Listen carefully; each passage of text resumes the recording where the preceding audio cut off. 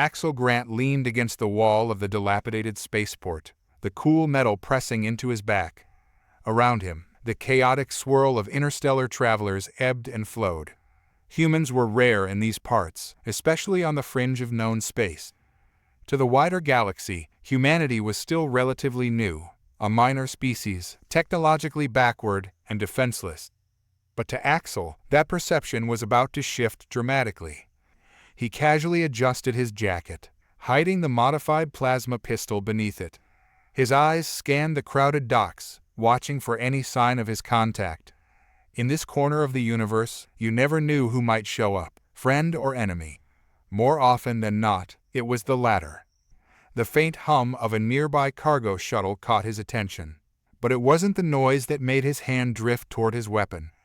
It was the sudden drop in temperature, an unmistakable chill that crept through the air like death itself. Axel tensed. They were here. The Drexar had a signature. Cold-blooded reptiles that thrived in frigid environments. They were known for their stealth. Their movements were a whisper, their assassination silent. He'd heard of their techniques, but never experienced one firsthand. Until now. He didn't turn his head, didn't react outwardly. Years of training kicked in, and he calmly shifted his weight, using the crowd as cover. Whoever had sent the Drexar after him had grossly underestimated him, and Axel was about to teach them why. There, a flicker in the corner of his vision, a cloaked figure, moving through the crowd, almost invisible. They were good, but not perfect. He spotted the faint ripple in the air, the distortion that came with Drexar cloaking tech. His fingers tightened around the grip of his pistol. 3 more appeared, surrounding him in a loose perimeter. Standard Drexar formation. They thought he wouldn't see them, wouldn't notice until it was too late. He felt the adrenaline spike, his heartbeat slowing in response. Time stretched, each second expanding in his mind as he calculated his options. The first Drexar lunged from behind a crate, the shimmer of its blade catching the light for a fraction of a second. Axel moved before the reptile's blade could descend, rolling to the side in a fluid motion. He fired 2 shots in quick succession. Both found their mark. The Drexar's cloak flickered and failed as it collapsed, revealing its cold, scaled body. Axel didn't have time to revel in the kill. The second and third attackers moved in tandem. One came from the left, the other from behind.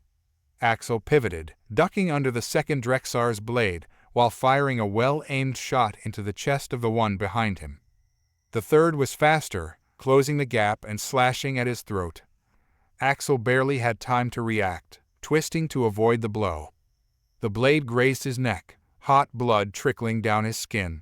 He gritted his teeth, grabbed the Drexar by the arm, and slammed his knee into its stomach. The reptile hissed in pain, its breath visible in the cold air. A quick elbow to the creature's face, and it was down.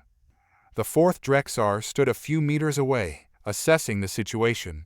Axel wiped the blood from his neck and met the assassin's cold gaze. "Not bad," Axel muttered, raising his pistol. "But you Drexar aren't what you used to be."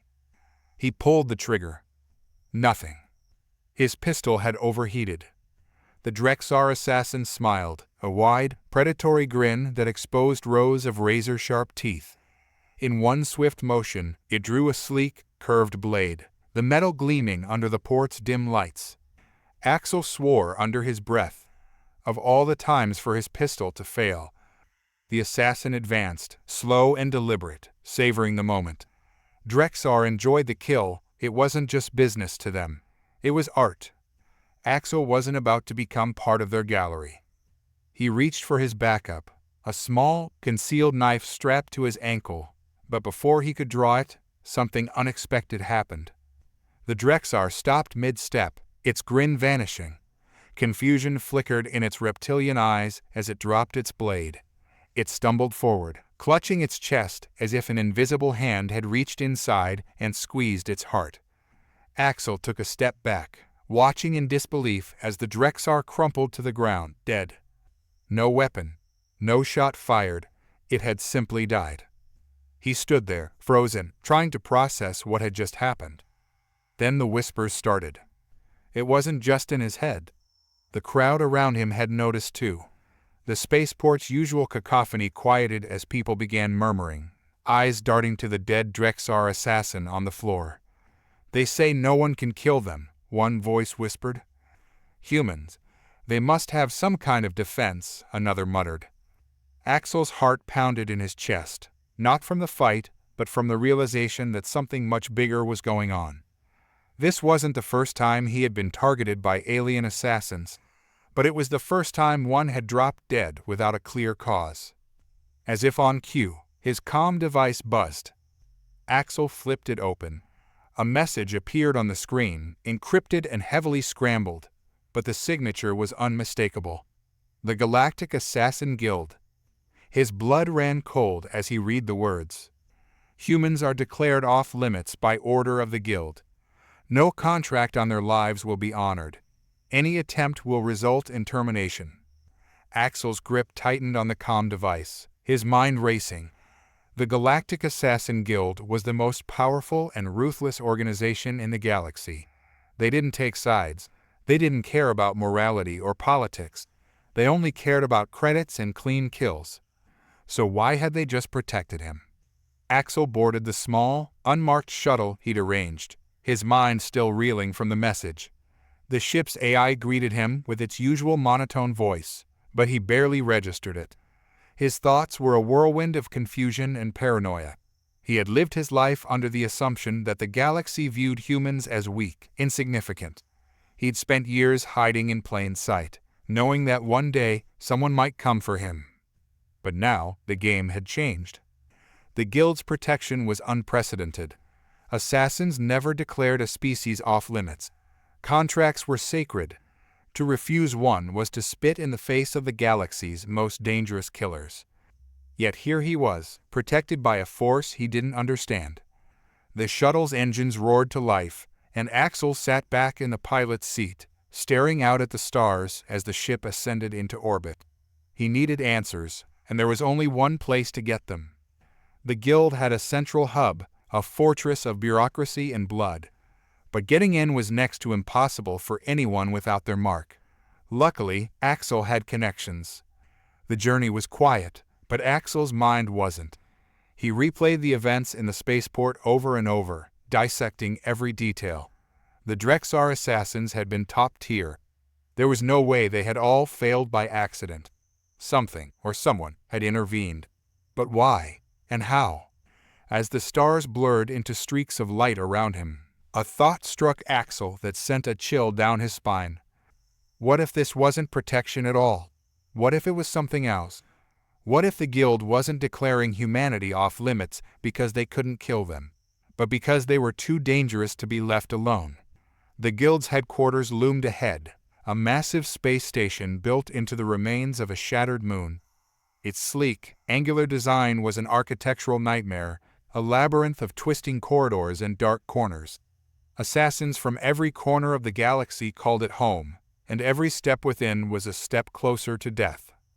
Axel wasn't intimidated. He'd faced worse. As his shuttle docked, a group of heavily armored sentinels greeted him at the airlock. They were silent, their faces obscured by opaque visors. The Guild never revealed their lower-tier operatives' identities. Assassins worked best when they were ghosts, after all.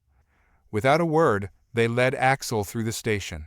His every instinct screamed at him to be alert. The Guild was a viper's nest, and a single misstep could end in a blade between his ribs. After what felt like hours of winding hallways, they stopped in front of a massive set of doors. The lead sentinel pressed a hand to the wall, and the doors hissed open, revealing a dark chamber beyond. Axel stepped inside. A lone figure stood at the far end of the room, cloaked in shadows. Their voice echoed through the chamber, cold and mechanical. "Axel Grant, you've come for answers." Axel crossed his arms, his eyes narrowing. "Why the protection? Why are humans suddenly off-limits?" The figure didn't move. "You misunderstand. The protection is not for you. It is for them." Axel's heart skipped a beat. "Them? What the hell does that mean?" The figure stepped forward, their form finally coming into the light. It was a Rivari, an insectoid being with sharp, chitinous limbs and compound eyes that reflected the dim light of the chamber. Your species has been marked, Axel, not for death, but for containment. The galaxy does not fear you because you are weak. It fears what you may become. Axel stared at the Rivari, his mind racing. That doesn't make sense. You are more dangerous than you realize, the Rivari interrupted. There are forces at work that even the Guild cannot fully comprehend. You are no longer prey. You are the storm that will reshape the galaxy. Axel felt a shiver run down his spine. He had come for answers, but what he was hearing was beyond anything he had expected. "What do you want from me?" he asked, his voice steady despite the turmoil inside him. The Rivari's mandibles clicked together as it spoke. "To understand your kind, and to decide whether the storm can be controlled, or if it must be destroyed before it consumes us all." Axel stood there, the weight of the Rivari's words sinking in like cold steel to the gut. The galaxy feared what humanity could become. The thought was so absurd, yet so terrifying, that it took him a moment to gather his thoughts. He had lived his whole life under the assumption that humanity was just trying to survive in the galaxy, dodging the bigger, more advanced civilizations. But now, to hear that they were viewed as a potential galactic threat. "That's a lot of dramatic talk," Axel said, his voice steadier than he felt. "But you haven't explained why I'm being protected by the Guild. If we're so dangerous, why not just wipe us out before we even get a chance to flex those supposed muscles?" The Rivari clicked its mandibles again, its compound eyes unreadable. "That is precisely what we are trying to avoid, human. A direct conflict would draw attention, ignite fires we cannot control. The galaxy is full of opportunists. If your species were openly threatened, other factions would rally to your defense, out of curiosity, fear, or simply to strike at us. There are powers in the shadows, waiting for such an event to unfold." Axel narrowed his eyes. "You're saying this is political? You're protecting us to keep the peace?" "Yes," the Rivari answered, "and no. The Guild does not involve itself in politics. It involves itself in balance. You are an anomaly, and anomalies must be understood before they are judged." Axel's fist clenched. "So this is all some cosmic experiment to you?" The Rivari's mandibles twitched in what might have been amusement. "You could say that." Axel felt his blood boiling. The thought of being a pawn in someone else's game wasn't new to him, but this time it was his entire species that was being toyed with. He was about to press for more when a sharp beeping interrupted the conversation. The Rivari straightened, its posture becoming more rigid. "It seems you are about to be tested sooner than expected." Axel's calm buzzed again, but this time it wasn't the Guild. He glanced at the screen. An encrypted emergency signal. One word: run. Before Axel could react, the room's lighting flickered, followed by a loud, distant explosion that shook the station. The Rivari turned its massive head toward the doorway. "It appears we have been breached." Axel's instincts flared to life. He reached for his sidearm, but the Rivari raised a hand. "You are not the target, Axel Grant. The attack is aimed at us." Axel didn't doubt it. The Guild had plenty of enemies, and from the sound of the blast, they were heavily armed. But something felt off.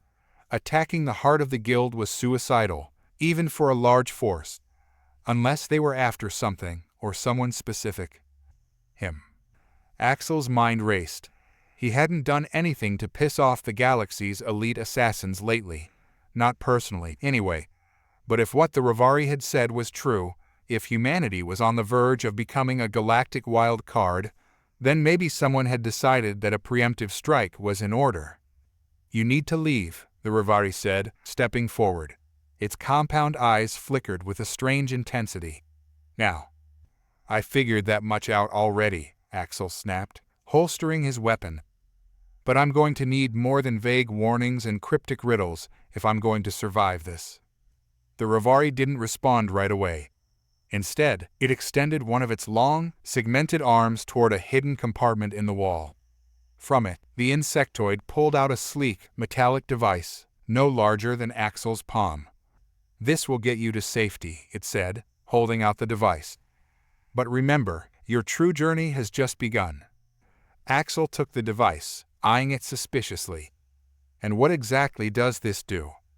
The Revari hesitated for a moment, its mandibles twitching. "It will activate when the time is right. For now, trust that it will guide you." Axel bit back a sarcastic remark. He was out of time, and arguing with an alien insect wouldn't help. He slipped the device into his jacket and turned toward the door. The floor shook again, this time with a deeper rumble. The station's hull groaned under the pressure. Without another word, Axel sprinted into the hallway. The once empty corridors were now teeming with chaos. Guild operatives raced in all directions, weapons drawn, shouts filling the air. The dim lighting flickered, casting everything in an eerie, strobe-like glow. Axel's instincts kicked into overdrive. He ducked behind a pillar as a group of heavily armored mercenaries stormed past, their weapons trained on anything that moved. Their armor bore the unmistakable insignia of the Ravakar cartel, one of the most dangerous factions in the galaxy, known for their ruthless tactics and black market dealings. Why would the Ravakar risk an all-out assault on the guild? Axel didn't wait to find out. He moved quickly, staying low and keeping to the shadows. The space station was a maze, but he knew these halls better than most. Years of working in the underbelly of the galaxy had its perks. He had almost made it to the docking bay when a sudden tremor rocked the station, sending him sprawling to the ground. The walls groaned, and for a terrifying moment, Axel thought the entire place was about to come apart at the seams. A high-pitched whine filled the air, and Axel barely had time to cover his ears before a massive explosion tore through the docking bay. The blast wave threw him back against the wall, his vision swimming as debris rained down around him. Groaning, Axel pushed himself to his feet. His ears rang, and blood trickled from a cut on his forehead, but he was alive. Barely. He staggered toward the remains of the docking bay. Fires raged across the hangar, and the once gleaming ships were now nothing more than twisted wreckage. The Ravakar mercenaries were nowhere to be seen, either dead or having fled after completing their objective. But that wasn't what drew Axel's attention. In the center of the destroyed hangar stood a lone figure, shrouded in a cloak of black and silver. The figure's face was hidden beneath a sleek, metallic mask, and in its hand was a weapon Axel had only seen in nightmares, a graviton blade, capable of distorting matter itself. Axel's heart skipped a beat. Whoever this was, they weren't Ravakar. This was something far worse. The figure slowly turned to face him, and even through the mask, Axel could feel the weight of its gaze. "Axel Grant," the figure's voice was a low, distorted growl. "You have been chosen." Axel's grip tightened around his pistol, his mind racing. Chosen for what? The figure took a step forward, the graviton blade humming ominously in its hand. For the end, humanity's end. Axel didn't wait for an invitation. He fired 3 shots in rapid succession, but the bullets seemed to disintegrate mid-air, caught in the gravitational field around the blade. The figure tilted its head, as if amused. Futile. Axel gritted his teeth, backing up as he searched for any possible escape route. The hangar was in ruins, his ship destroyed, and this thing was toying with him. Whoever, or whatever it was, it had come for him, and there was no running. Just as the figure raised the graviton blade to strike, the device in Axel's jacket suddenly hummed to life. A pulse of energy radiated from it, distorting the air around him. The figure hesitated, its blade faltering for just a moment. In that instant, Axel felt something strange, a surge of power, as if the device was attuning him to something beyond his understanding. The figure's voice growled with frustration. "You are not yet ready, but you will be." And then, without warning, the figure vanished, leaving Axel alone in the ruined hangar. As the fires continued to burn around him, Axel stood there, breathing heavily. His hand slowly reached into his jacket and pulled out the device. It was now glowing with a faint, pulsing light. His mind was a whirlwind of confusion and dread, but one thing was clear. Whatever was happening, humanity was at the center of it. And the galaxy was just starting to realize what kind of storm it had unleashed. Axel stood alone in the destroyed hangar, his mind still grappling with the encounter. The Revari had spoken of balance, of humanity's potential to become a force of chaos, but none of that mattered now. His life had just become a high-stakes game in a galaxy that suddenly seemed a lot smaller and a lot more dangerous. He glanced down at the device in his hand. It pulsed with a steady glow, its energy resonating with a rhythm he didn't understand but could feel in his bones. The figure with the graviton blade had left with a warning that hinted at something far bigger than Axel, bigger than even the guild. And it had left him alive, something Axel couldn't afford to ignore. "You're not ready yet." What did that mean? Ready for what? And why him? Axel had never considered himself anyone special, just a former soldier turned mercenary, scraping by in a galaxy full of species with far more power than humanity had ever dreamed of. He needed answers, and he needed them fast. Axel slipped the device back into his jacket and scanned the wreckage. The station's emergency lights flickered weakly, casting long shadows across the charred walls. The scent of burned metal and ozone filled the air, and somewhere in the distance, alarms wailed in vain. He needed to get off the station, but with the docking bay in ruins, that was going to be tricky. His comm buzzed again, this time with a more familiar signal. He pressed a finger to his earpiece. "Jade? You alive?" "Barely," a gruff voice crackled through the comms. "I'm in the upper sector. What the hell is going on down there?" "Long story," Axel replied, his voice tight. "The station's under attack. Ravikar cartel hit us hard. You know any ships still in one piece?" Jade cursed under her breath. "I saw a few shuttles in the private docks before everything went to hell. Might be something there we can steal, but it's crawling with cartel goons." "Figures," Axel muttered. "Meet me at the secondary docks. We'll make a break for it together." "Copy that. Watch your back." "Axel, something's off about all this." Axel ended the transmission, a knot forming in his gut. Jade was one of the few people he trusted, but even she didn't know the half of what he had just learned. Still, she had good instincts. Something was off. The Ravikar cartel wouldn't attack the guild without a damn good reason. And now Axel was beginning to think he might be that reason. He needed to find out why, and fast. Moving quickly through the damaged corridors, Axel kept his weapon drawn, eyes scanning every shadow for signs of trouble. He knew these halls well, but the station was a war zone now. What had once been a bustling hub of guild operations was now a crumbling death trap. Fires burned in every direction, and the distant sound of gunfire echoed through the corridors. He had almost reached the private docking area when a strange sensation washed over him, a subtle hum in the air, like static electricity prickling his skin. Axel paused, glancing around. Something was wrong. Then, without warning, a figure appeared from the shadows. It wasn't Ravikar. It wasn't even humanoid. Standing before him was a towering, serpentine alien, a Kurat, one of the galaxy's most feared predators. Its scaly skin shimmered with iridescent colors, and its eyes gleamed with a predatory intelligence. In its hand, it held a sleek energy rifle, the barrel trained directly on Axel. "Axel Grant," the Kurat hissed, its voice smooth and deadly. "The guild's prize human. I've been searching for you." Axel tightened his grip on his weapon, but he didn't raise it. "Not yet." "You've got the wrong guy, pal. I'm nobody's prize." The Kurat chuckled, a low, rumbling sound. "You can play dumb, but it won't save you. The galaxy knows what you are, what you represent, and there are many who would pay dearly to see you erased from existence." Axel's heart pounded in his chest. "I'm flattered, but if you've got a contract on me, you might want to reconsider. The guild tends to take it personally when their assets get snatched." The Kurat's eyes narrowed. "The guild is no longer a concern. They are distracted, shall we say?" Before Axel could react, the Kurat lunged forward, its rifle humming with lethal energy. Axel dove to the side, narrowly avoiding the blast as it seared the air where he had stood moments before. Rolling to his feet, he fired off a quick burst from his own weapon.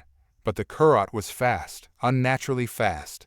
It weaved through the shots with inhuman grace, closing the distance between them in a heartbeat.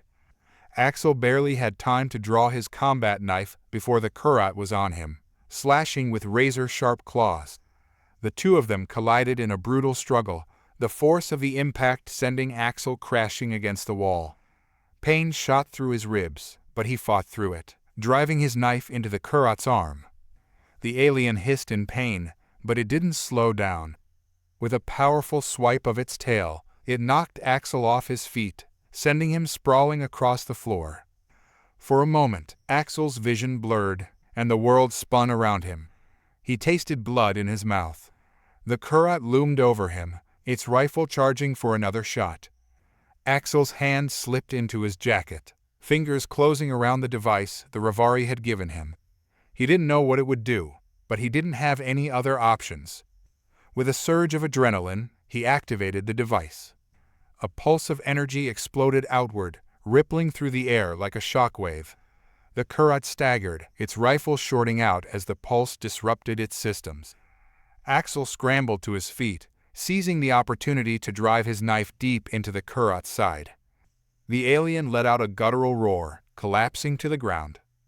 Breathing heavily, Axel stood over the fallen Kurot, his mind racing. The device had saved his life again. But what was it? And why had the Rivari given it to him? There were too many questions and not enough answers. But for now, Axel needed to survive. He grabbed the Kurot's rifle, slinging it over his shoulder, and made his way toward the private docking bay.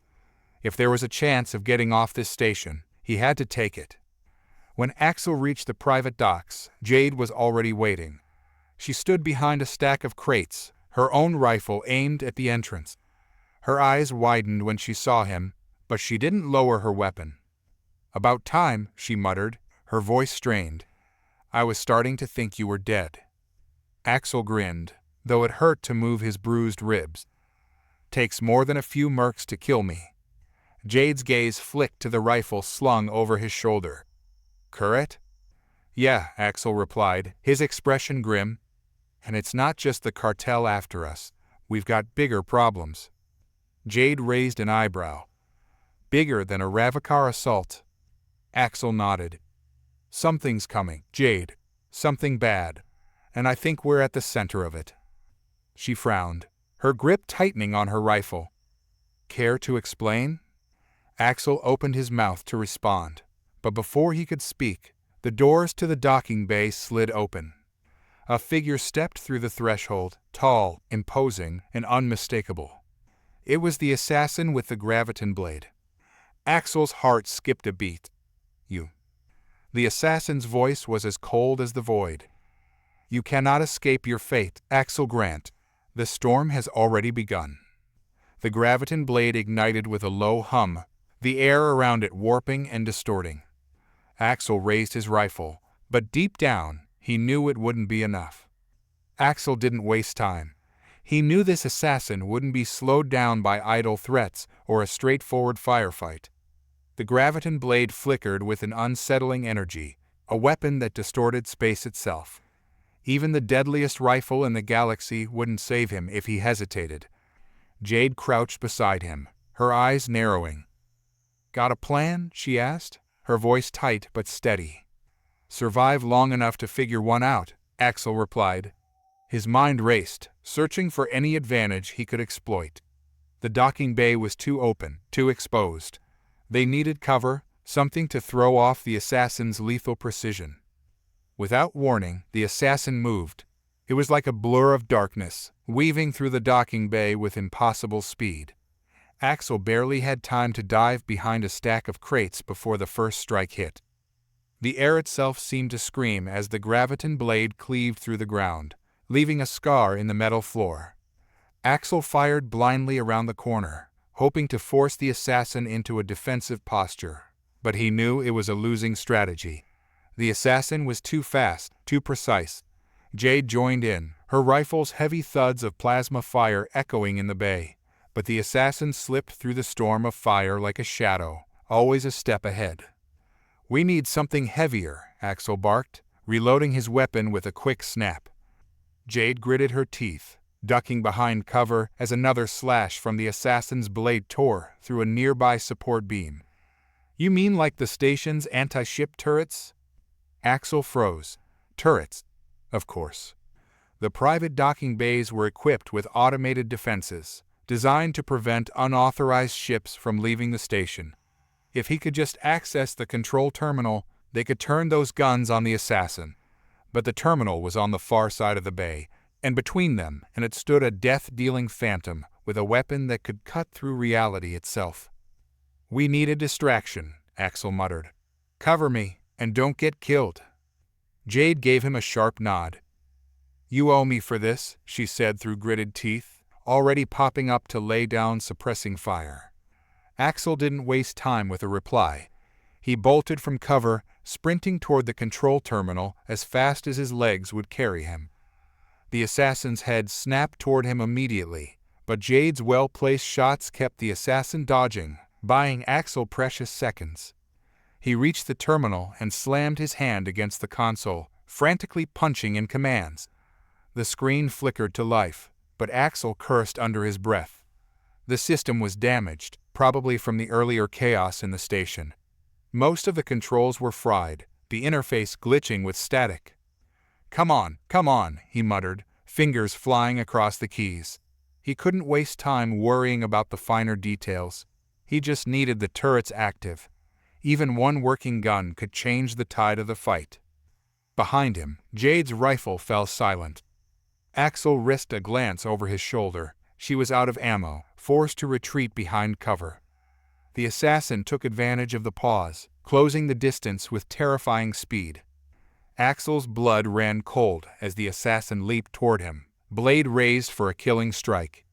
Time seemed to slow, every second dragging out like an eternity. Then the terminal beeped. Axel slammed his fist down on the activation key. The anti-ship turrets roared to life. Massive, automated guns unfolded from the ceiling of the docking bay, their barrels turning toward the assassin in a synchronized motion. For a split second, the assassin hesitated, eyes narrowing beneath the dark hood. Then the turrets fired. Explosions rocked the bay as concentrated plasma blasts tore through the space where the assassin stood. Axel dove behind the terminal, shielding himself from the shockwave as debris rained down around him. He couldn't see the assassin through the chaos, but the turrets were relentless, their firepower enough to tear through even the strongest shield. But Axel knew better than to assume victory. The smoke and fire cleared, revealing the assassin, still standing, though barely. The graviton blade flickered weakly in the assassin's hand, its power faltering under the barrage of fire.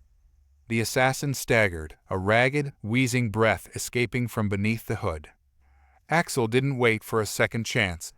He grabbed the Kurot rifle he had scavenged earlier, aimed it squarely at the assassin's chest, and fired. The shot hit home.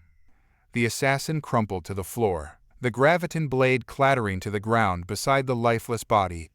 The echo of the shot lingered in the air, but Axel didn't feel any satisfaction. His instincts screamed at him, this wasn't over, not by a long shot. "Is it dead?" Jade's voice was cautious, her eyes scanning the fallen assassin with suspicion. Axel approached slowly, weapon still trained on the body. "Not sure. But if it isn't, I'll finish the job." He knelt beside the body, carefully nudging the graviton blade away before rolling the assassin onto its back. The figure was humanoid, though the features beneath the hood were obscured by a mask that looked disturbingly familiar. Axel's heart skipped a beat as he realized why. He had seen this kind of mask before, years ago, back when he was still a soldier, fighting in the Outer Rim. This wasn't just any assassin. It was Scythian, a species thought to have been extinct for centuries, wiped out during one of the galaxy's most brutal purges. But here it was, in the flesh, sent to kill him. He yanked the mask off, revealing the Scythian's pale, almost translucent skin and sharp, reptilian features. Its cold, dead eyes stared up at him, unblinking, Jade stepped closer, her expression grim. Scythian? Thought those things were wiped out. Axel stood, his mind racing. They were. Or at least, that's what the galaxy's been told. Jade scowled. If the Scythians are still around, that means they've been hiding for a reason, and now they're sending assassins after you. Axel shook his head, his thoughts a tangled mess. It doesn't make sense. The Rivari said something about balance, about humans tipping the scales. But why now? And why send a Scythian? Jade looked around, her voice low. We need to get off this station. If the Scythians are involved, it's bigger than anything we've dealt with before. Axel nodded, his jaw tight. Agreed. Let's get to that ship and figure out what the hell's going on. As they made their way toward the waiting shuttle, Axel couldn't shake the feeling that they were only scratching the surface of something far more dangerous. The Scythian, the Rivari, the Guild, none of it was coincidence. Whatever storm was coming, Axel knew one thing for certain. He was right in the middle of it. The shuttle hummed to life as they sped away from the ruined station, its sleek form cutting through the vast emptiness of space. Axel sat in the co-pilot's seat, his eyes fixed on the distant stars, his mind a whirlwind of unanswered questions. Jade glanced at him from the pilot's seat. Where to now? Axel's grip tightened on the armrest. We need to disappear. Lay low until we figure out what the Scythians want. And the Guild? Axel stared into the void, his voice steady but cold. The Guild will have to wait. Right now, we're off the grid. Jade nodded, her hands steady on the controls. Got it. Off the grid it is. As the stars streaked past them, Axel couldn't shake the sense of foreboding that clung to him like a shadow. The galaxy was changing, and humanity was at the center of it all. And this was only the beginning. Axel watched the flicker of Jade's retreating form as she sprinted ahead, her heavy boots clanking on the grated floor. The sudden silence from behind sent a wave of unease crawling up his spine. The door should have clamped shut by now, sealing the Scythian assassin behind them. A quick glance over his shoulder confirmed the worst.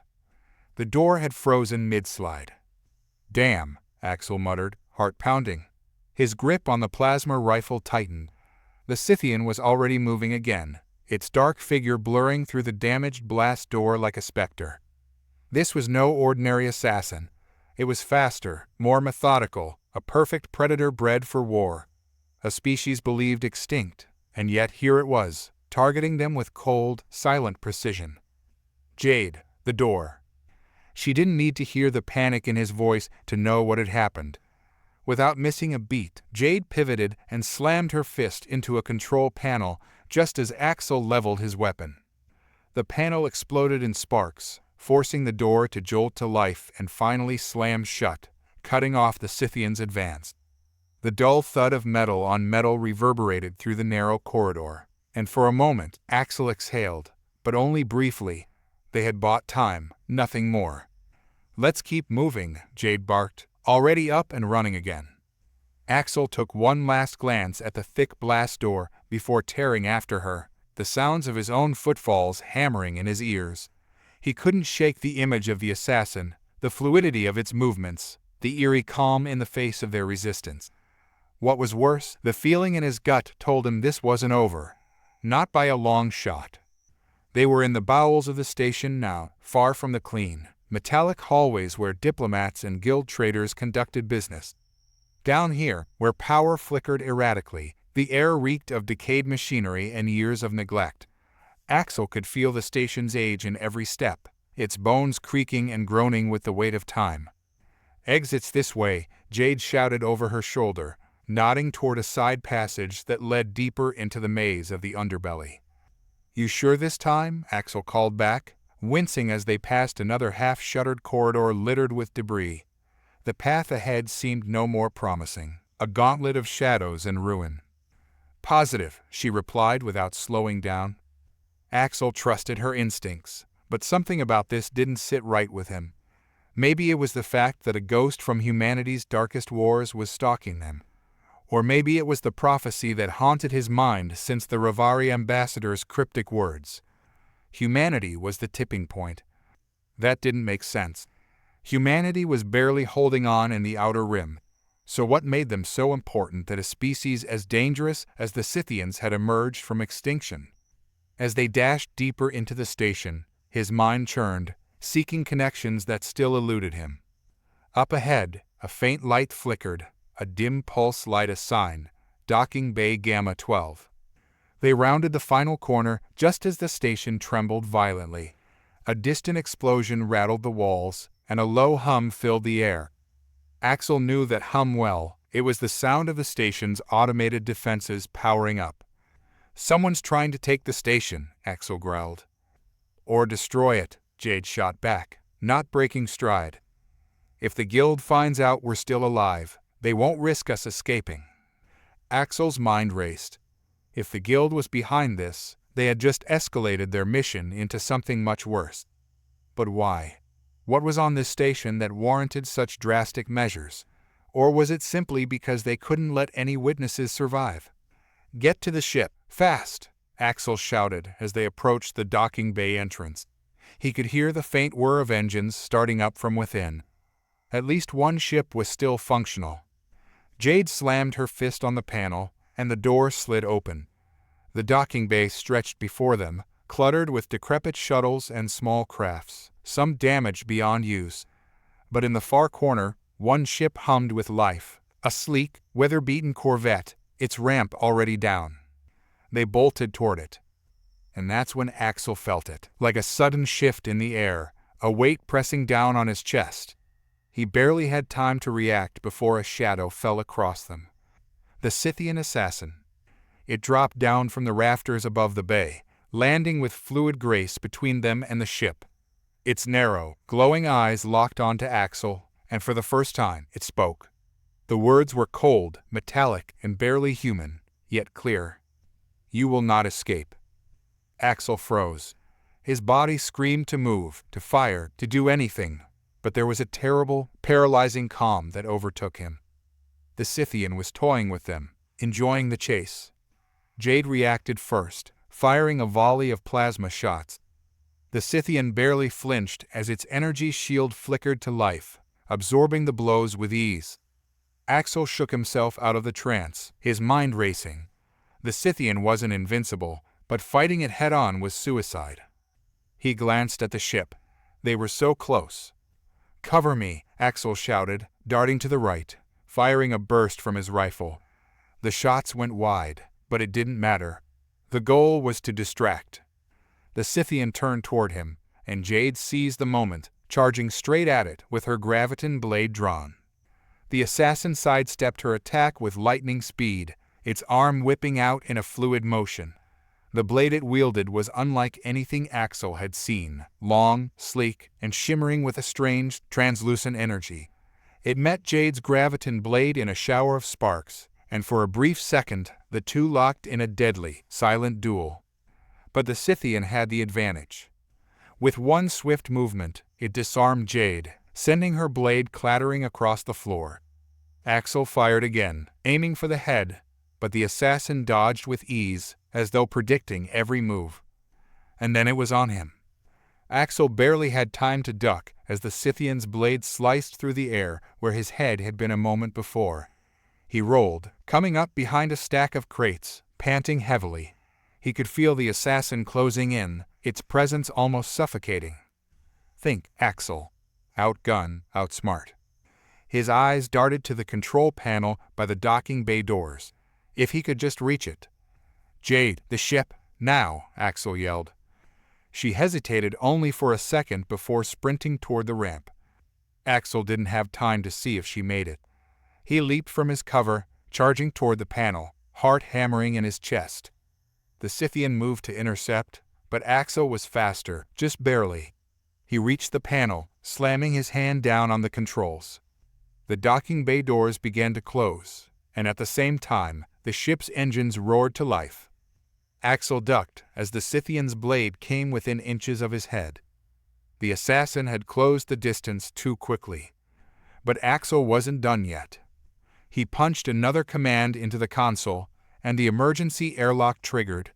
A deafening hiss filled the room as the pressure vents activated, and suddenly the docking bay began to depressurize. The Scythian froze for a split second, its glowing eyes narrowing.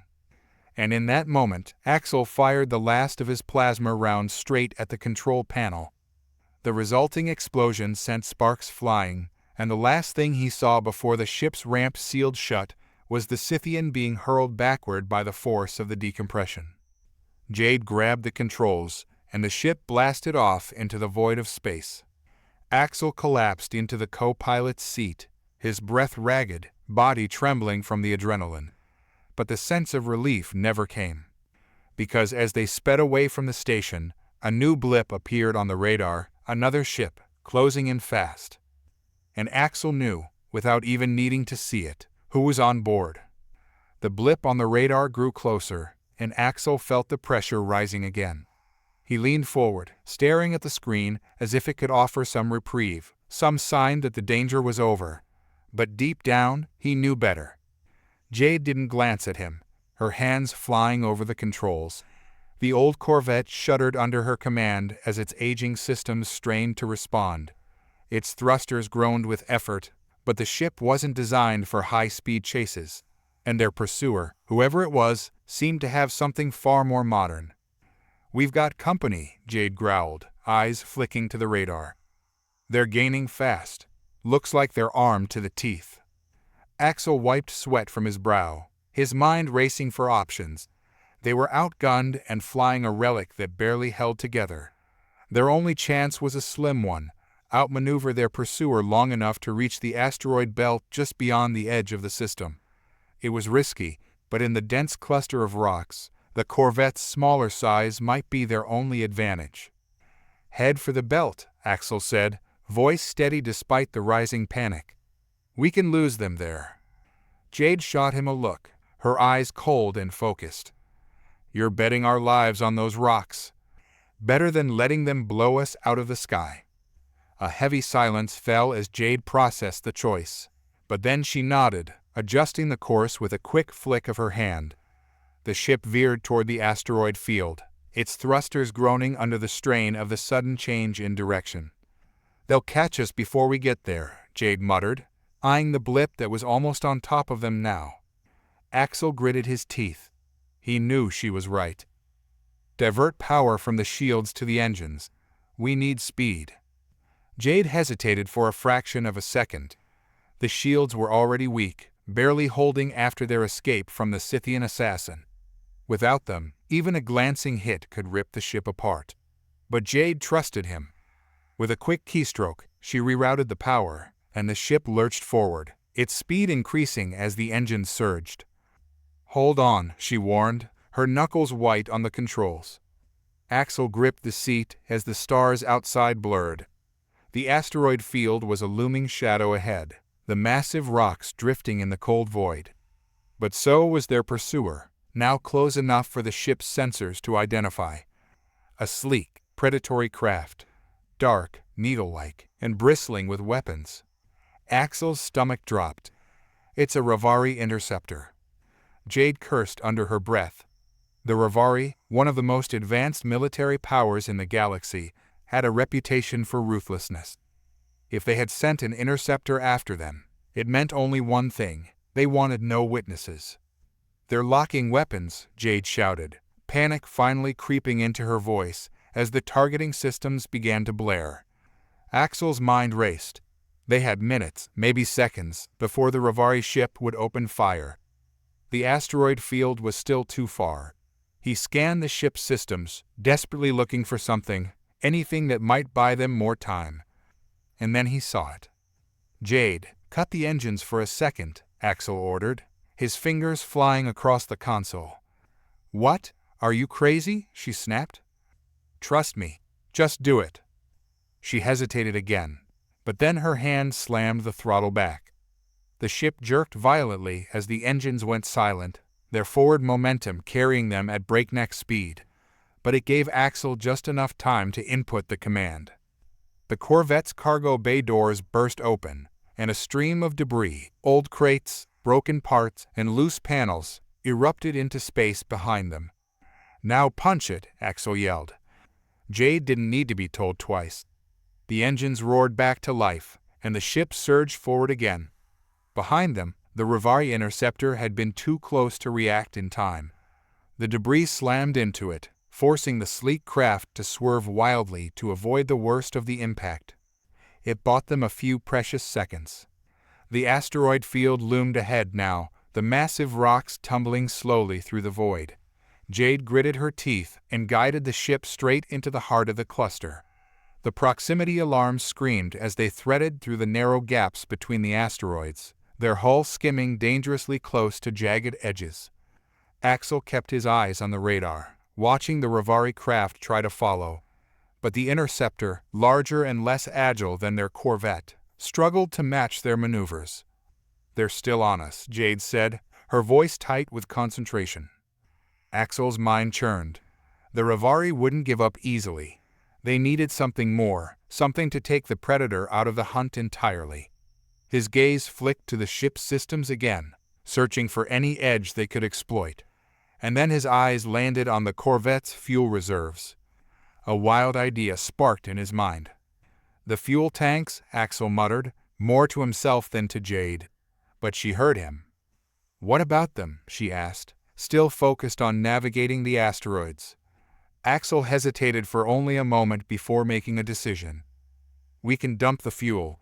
The residual plasma might disrupt their targeting systems." Jade's eyes widened as she processed the plan. "That's insane. We'll be running on fumes. Better fumes than a Rivari missile up our tailpipe." She gave him a long look, then nodded sharply. "Do it." Axel keyed in the command. The ship's fuel reserves released a controlled burst of plasma into the void behind them, creating a shimmering cloud of ionized gas. The effect was immediate. The Rivari interceptor, already struggling to keep pace, veered off course as its sensors were flooded with interference. "They're losing us," Axel shouted, a surge of hope rising in his chest. Jade didn't respond, her entire focus on guiding the ship through the asteroid field. The rocks grew denser around them, some of them massive, others small but deadly fast. Axel could hear the hull groaning as the ship twisted and turned through the labyrinth. Behind them, the Rivari ship was falling further behind, its systems unable to compensate for the interference and the treacherous terrain. But Axel knew they weren't out of danger yet. The fuel they had dumped wasn't infinite, and the asteroid field wouldn't protect them forever. "Do we have enough fuel to make it to the nearest station?" Jade asked, her voice low. Axel checked the readings, his heart sinking. "Barely." She cursed under her breath. "And we still have the Guild to worry about." Axel nodded grimly.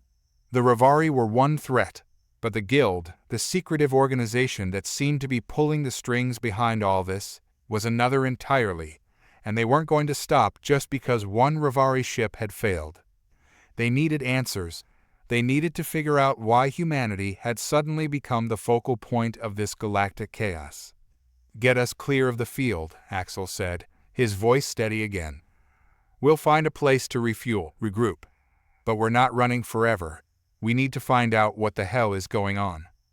Jade didn't argue. She guided the ship through the last of the asteroids, the endless black of open space stretching out before them once again. Axel leaned back in his seat, exhaustion beginning to catch up with him. But his mind was still racing, trying to piece together the puzzle. Why were the Scythians involved? Why were the Rivari hunting them? And what role did the Guild play in all of this?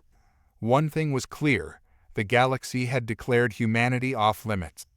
But for Axel and Jade, it felt like they had just been placed at the center of a much larger game. And they were running out of time to figure out the rules. As the stars drifted by, Axel took a moment to catch his breath.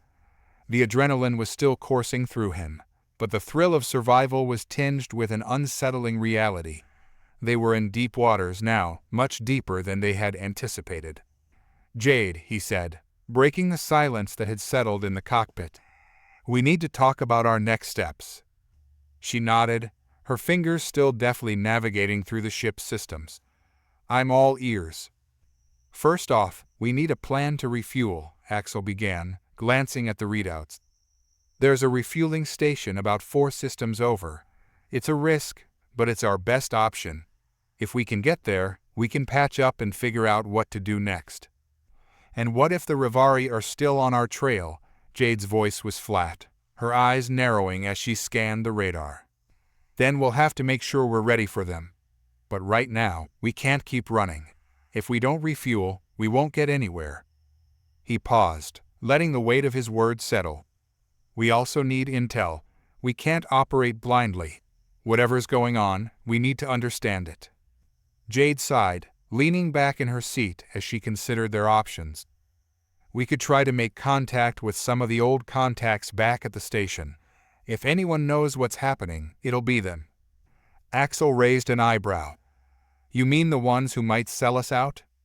They might. But they might also know something valuable. The guild has fingers everywhere. Axel mulled it over. It was a gamble, but they needed to weigh their options. All right, let's give it a shot. We can't ignore the guild, and if they're involved in this, we need to figure out how to turn the tables. Jade bit her lip, glancing at the navigation screen. I'll set a course for the station. It'll take a couple of hours at best speed, assuming we don't run into any more trouble.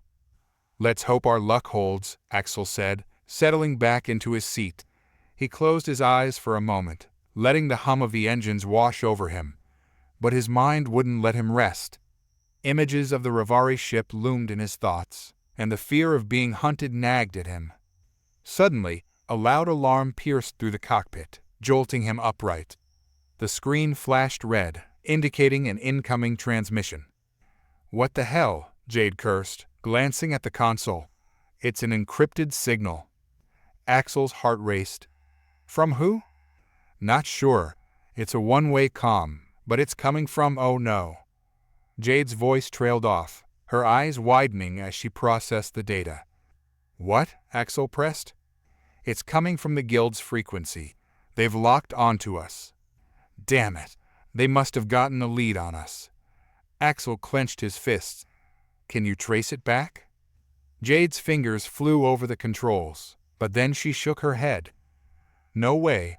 They've buried their signal deep. But it's a warning. They want us to know they're still watching. Axel leaned back, the weight of reality crashing over him. So they're aware we're still alive and kicking. Yeah, and they're not going to let us walk away from this.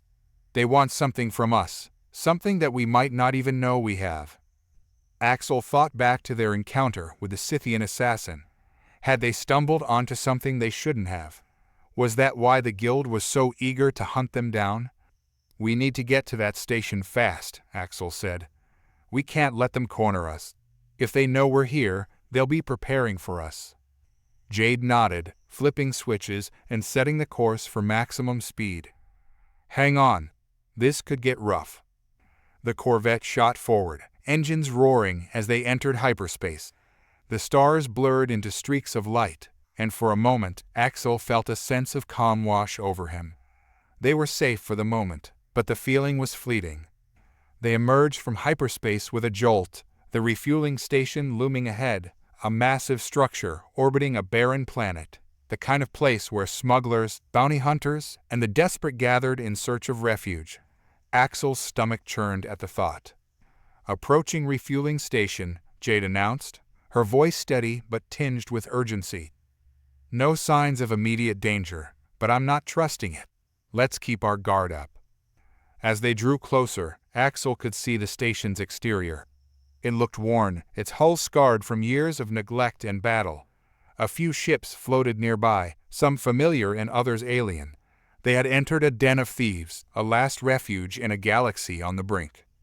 Prepare for docking, Jade instructed, her hands steady on the controls. I'll try to blend in. Axel tightened his grip on the edge of his seat. Be careful. We can't afford to draw attention. The Corvette approached the docking bay, a metallic clanking echoing through the ship as they locked into place. The atmosphere shifted, and Axel could feel the tension rising. Jade took a deep breath, her gaze fixed on the hatch. Ready? Let's do this, Axel replied, steeling himself. As the airlock hissed open, a flood of noise greeted them. The cacophony of voices, machinery, and the unmistakable scent of oil and sweat hit them like a wave. Axel stepped out first, scanning the dimly lit bay for threats. They weren't alone. A group of figures lounged nearby, their eyes glinting with interest. Axel recognized one of them, a tall, gaunt man with a scruffy beard named Oren, an old contact who had a reputation for being connected. "Axel, good to see you breathing," Oren called out, a sly grin on his face. "What trouble have you brought with you this time?" "Nothing we can't handle," Axel shot back, trying to keep his voice casual despite the underlying tension. "We need to talk." "Of course, you do," Oren replied, his eyes darting toward Jade. "You brought the lovely pilot along for the ride?" "Let's skip the pleasantries," Axel said, cutting him off. "We're looking for intel about the guild. We need to know what they're planning."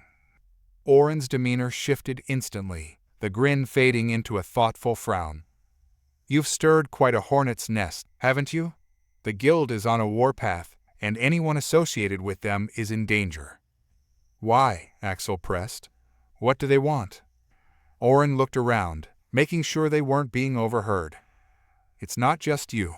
They're after something big, something that could change the balance of power in the galaxy, and I suspect you're more involved than you realize." Axel exchanged a glance with Jade, unease settling in the pit of his stomach. "What do you mean?" "Rumors say the guild has unearthed something ancient, something tied to humanity's history in the stars. They believe you hold the key to finding it." "What? That's insane," Axel shot back, disbelief coursing through him. "What could I possibly have that they want?" Oren shrugged. "You've stumbled into something far beyond your understanding, my friend. But the guild doesn't play nice. They'll use anyone to get what they want, even you." "Then we need to leave," Jade interjected, glancing nervously around the bustling bay. "If they think we're a threat." "Stay low for now," Oren said, a sharp glint in his eyes. "I can help you. But first, you need to find out what they're really after, and that means going deeper into their territory." "Is that even possible?" Axel asked, still grappling with the implications of Oren's words. Oren nodded slowly. "There's a way in, but it won't be easy. You'll need a guide, someone who knows the guild's inner workings." "Do you have anyone in mind?" Axel asked, urgency threading through his voice. "I might," Oren replied, leaning closer. "But it will cost you. Information comes at a price, and I can't guarantee it'll be cheap." "What are you asking?" Axel felt his resolve hardening. "Let's just say you might have to part with something of value," Oren smirked. "You'll need to decide what you're willing to sacrifice." Axel hesitated, feeling the weight of the decision pressing down on him. They were running out of options, and the stakes had never been higher. "Let's discuss the details," he said finally. "But we need to do it somewhere more private." "Agreed," Oren replied, glancing around the bay. "Follow me." As they walked deeper into the shadows of the station, Axel's heart raced with uncertainty. The galaxy was spiraling into chaos, and they were caught in the middle of a game they barely understood. But one thing was clear: they had to act before it was too late. Axel followed Oren through the dimly lit corridors of the station, the sound of distant machinery echoing off the metal walls. The air was thick with tension, and Axel could feel Jade's presence behind him, alert and ready for anything. Oren led them through a maze of narrow passageways, until they reached a secluded alcove tucked away from prying eyes. "Here," Oren said, gesturing toward a small, grimy room. "No one will bother us here." Axel scanned the area, his instincts on high alert. The room was claustrophobic, with a single table and a few rusted chairs. It was a place where deals were made and secrets were kept, but also a place where trust could vanish in an instant. Axel wasn't about to let his guard down. Oren settled into a chair, motioning for Axel and Jade to sit. "All right, let's get to business." Axel remained standing, arms crossed, his eyes fixed on Oren. "What's the price for the information?" Oren leaned back, a smirk playing on his lips. You've always been direct. I like that. But you're in deep now, Axel. The Guild is after something far more valuable than credits or weapons. They're after power, the kind that could shift the balance of the galaxy. You want my help? You'll have to give me something I can use. Leverage. Axel's jaw tightened. Leverage against who? The Rivari, Oren said, his voice lowering. They're tied into this mess, just like you. The Guild's plans involve them, and they've been playing a dangerous game for years. If you can get me something on the Rivari, something I can use to expose their operations, I'll give you what you need. Jade frowned, stepping closer. And what makes you think we can get that kind of intel? Oren's eyes flicked to her, his expression calculating. Because you've already tangled with them. They've been hunting you for a reason, and I'm willing to bet you've come across something valuable, something they don't want the rest of the galaxy to know. Axel exchanged a glance with Jade. The memories of their narrow escape from the Rivari ship flashed through his mind, and with it, a creeping realization. There was something more to their pursuit, something they hadn't fully understood. There's a datapad, Axel said slowly, recalling the encrypted device they had taken from the Rivari assassin ship. We pulled it from one of their operatives. We haven't cracked it yet, but if it's as important as you think, it might have what you're looking for. Oren's eyes lit up with interest. Now that's more like it. If you get me that datapad, I can arrange for the Guild's attention to shift elsewhere. But you'll have to act fast. The longer you're out here, the more you're at risk. Jade's voice was firm. And what guarantee do we have that you won't sell us out once you have the data? Oren chuckled softly. I'm a businessman, Jade, not a fool. If I burn you, I lose any future favors, and that's bad for business. I need you alive as much as you need my help. Axel weighed his options. They didn't have many. All right, we'll decrypt the datapad and get you what you need. Good, Oren said, his tone turning serious. But be careful. The Rivari won't take kindly to you exposing their secrets. They've been operating under the radar for centuries, and they'll do anything to keep it that way. Axel nodded. We'll be in touch. As they left the alcove, Axel felt the weight of their decision settle over him like a storm cloud. They were diving headfirst into a web of conspiracies, and each move they made only seemed to drag them deeper. Jade walked beside him in silence for a few moments before speaking. You think Oren's telling the truth? He has his own agenda, Axel said, his voice grim. But he's not lying about the Rivari. If the Guild is involved, then whatever we're caught in is bigger than we thought. We need to decrypt that datapad and figure out what we're dealing with. Jade sighed, her shoulders tensed. Let's hope it's worth it. The more I think about it, the more it feels like we're being pulled into something we can't control. Axel couldn't shake the feeling that she was right. The Rivari, the Guild, and now the possibility of some ancient power. Everything was converging, and they were stuck in the middle of it. As they reached their ship, Axel keyed in the access codes and the hatch hissed open. Inside, the dim lights of the cockpit flickered on, casting long shadows over the consoles. Axel headed straight for the cargo hold, where the encrypted datapad had been stowed since their last encounter with the Rivari. Jade followed closely, her brow furrowed in concentration. I'll get the decryption tools ready. This won't be easy. Axel set the datapad down on the table, its sleek surface reflecting the faint glow of the ship's lights. We don't have a choice.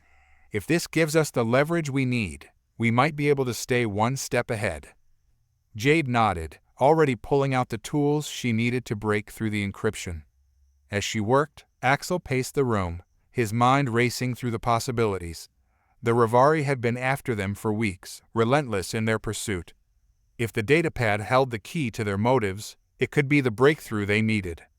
Minutes turned into hours as Jade worked in silence, her fingers flying over the controls. The tension in the air was palpable, and Axel couldn't help but glance over her shoulder every few minutes, watching the lines of code flicker across the screen. Finally, Jade let out a soft breath. I've got it. Axel moved closer, his heart pounding. What's on it? Jade tapped a few keys, and the datapad screen lit up with a series of documents, schematics, and coordinates. But what caught Axel's attention was a single file, labeled in the Rivari's native script. Jade's eyes widened as she translated the text. "It's a location," she said, her voice barely above a whisper. "An ancient Rivari site, something buried deep in their history." Axel stared at the coordinates, a chill running down his spine. "This is what they've been protecting." Jade nodded. "It looks like it. Whatever's there, the Rivari don't want anyone to find it." Axel's mind raced. If the Guild and the Rivari were both after this site, it had to be more than just a historical relic. It could be a weapon, a secret, or something far more dangerous, and now they were the ones holding the key. "We need to move," Axel said, his voice filled with urgency. "If the Rivari find out we've decrypted this, they'll come for us." Jade was already shutting down the system. "Where to?" Axel glanced at the coordinates one last time before turning to her. "We go to the site. We find out what's there, and we use it to turn the tables on everyone chasing us." Jade raised an eyebrow, her usual calm exterior faltering. "Are you sure about this? We could be walking into a trap." Axel met her gaze, determination burning in his eyes. "I'm sure. This is the only way to get out of this alive." With that, Axel set the coordinates into the ship's navigation system. The engines roared to life, and the stars outside the viewport blurred as they shot into hyperspace. The journey had just taken a new and dangerous turn. The ship hummed as it cut through hyperspace, a lone speck of metal slicing through the endless void. Axel stood at the viewport, arms crossed, staring at the stars as they streaked by. He had seen the stars in motion hundreds of times, but now they seemed different, colder, more ominous. Perhaps it was the weight of what they had uncovered, or maybe it was the knowledge that the Rivari and the Guild were both lurking just outside of their reach, waiting for a misstep. Jade's voice broke through his thoughts. "We're about an hour out from the coordinates. I've been running scans on the system. Not much activity, but there's an energy signature I can't quite place." Axel turned away from the viewport, his brow furrowed. "What kind of energy signature?" Jade's fingers danced over the console, pulling up the data. "It's faint, but it's old, really old, and strong. I've seen traces of something similar before in ruins the Rivari left behind, but nothing like this. Whatever's generating it, it's buried deep." Axel moved beside her, studying the readouts. The signature was pulsing in regular intervals, almost like a heartbeat. It reminded him of the old beacons left by long-dead civilizations, but with a strange, unsettling rhythm. "Could it be a weapon?" Axel asked, his voice low. Jade shrugged, her gaze fixed on the screen. "Maybe, but I don't think it's something the Rivari created recently. This feels ancient. If it's a weapon, it could be something they've lost control of." Axel didn't like the sound of that. An ancient Rivari relic with the power to shake the galaxy's balance. It was exactly the kind of thing that could get them killed, or worse. "What do you think we'll find there?" Jade asked, glancing at him from the corner of her eye. Axel ran a hand through his hair, his mind racing. "I don't know. But whatever it is, the Rivari and the Guild want it bad. That makes it dangerous."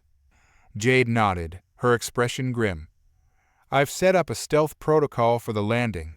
We'll approach the site quietly, but if anyone else is already there, we'll know." Axel appreciated Jade's calm professionalism. She wasn't prone to panic, and that was exactly what he needed. But beneath the surface, he could tell she was worried, and with good reason. They were walking into unknown territory, against two powerful forces, and with nothing but a handful of data and their wits to guide them. The ship's alarm chimed softly, indicating they were approaching their destination. Axel felt a knot tighten in his gut. "All right," Jade said, her voice tense. Dropping out of hyperspace in 3, 2, 1. The stars slowed, then stopped, as the ship emerged into real space. Before them loomed a massive planet, its surface covered in swirling clouds of pale green gas. It was desolate, uninhabited, at least by anything recognizable, and there, hidden among the storms, was their destination.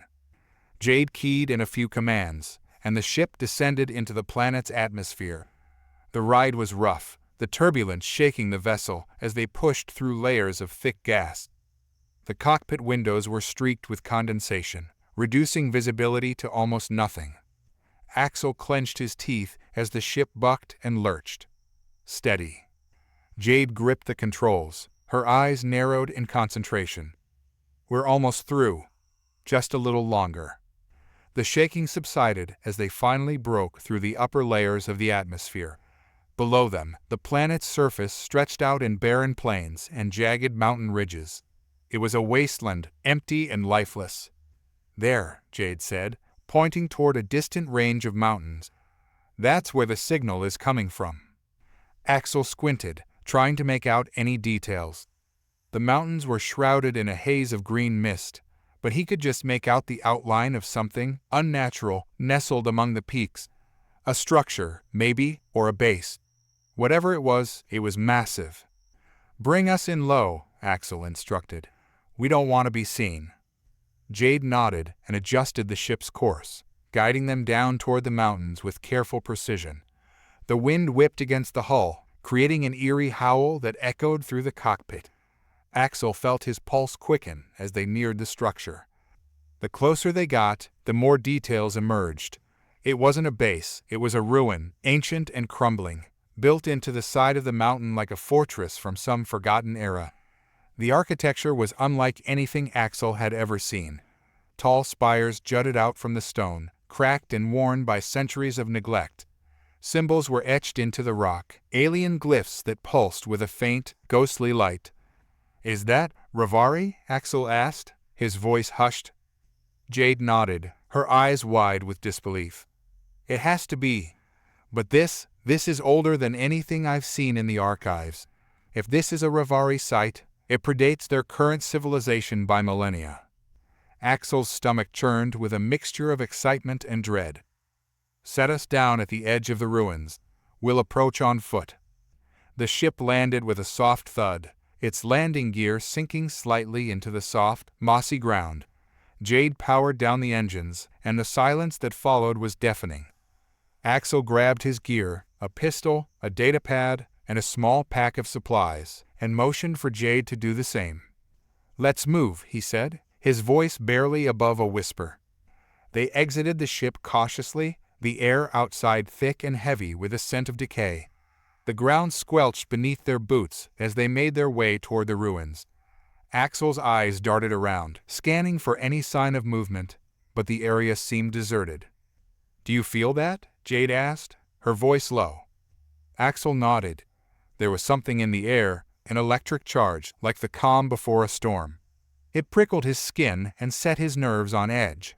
He could feel the weight of the place pressing down on him, like the planet itself was watching them.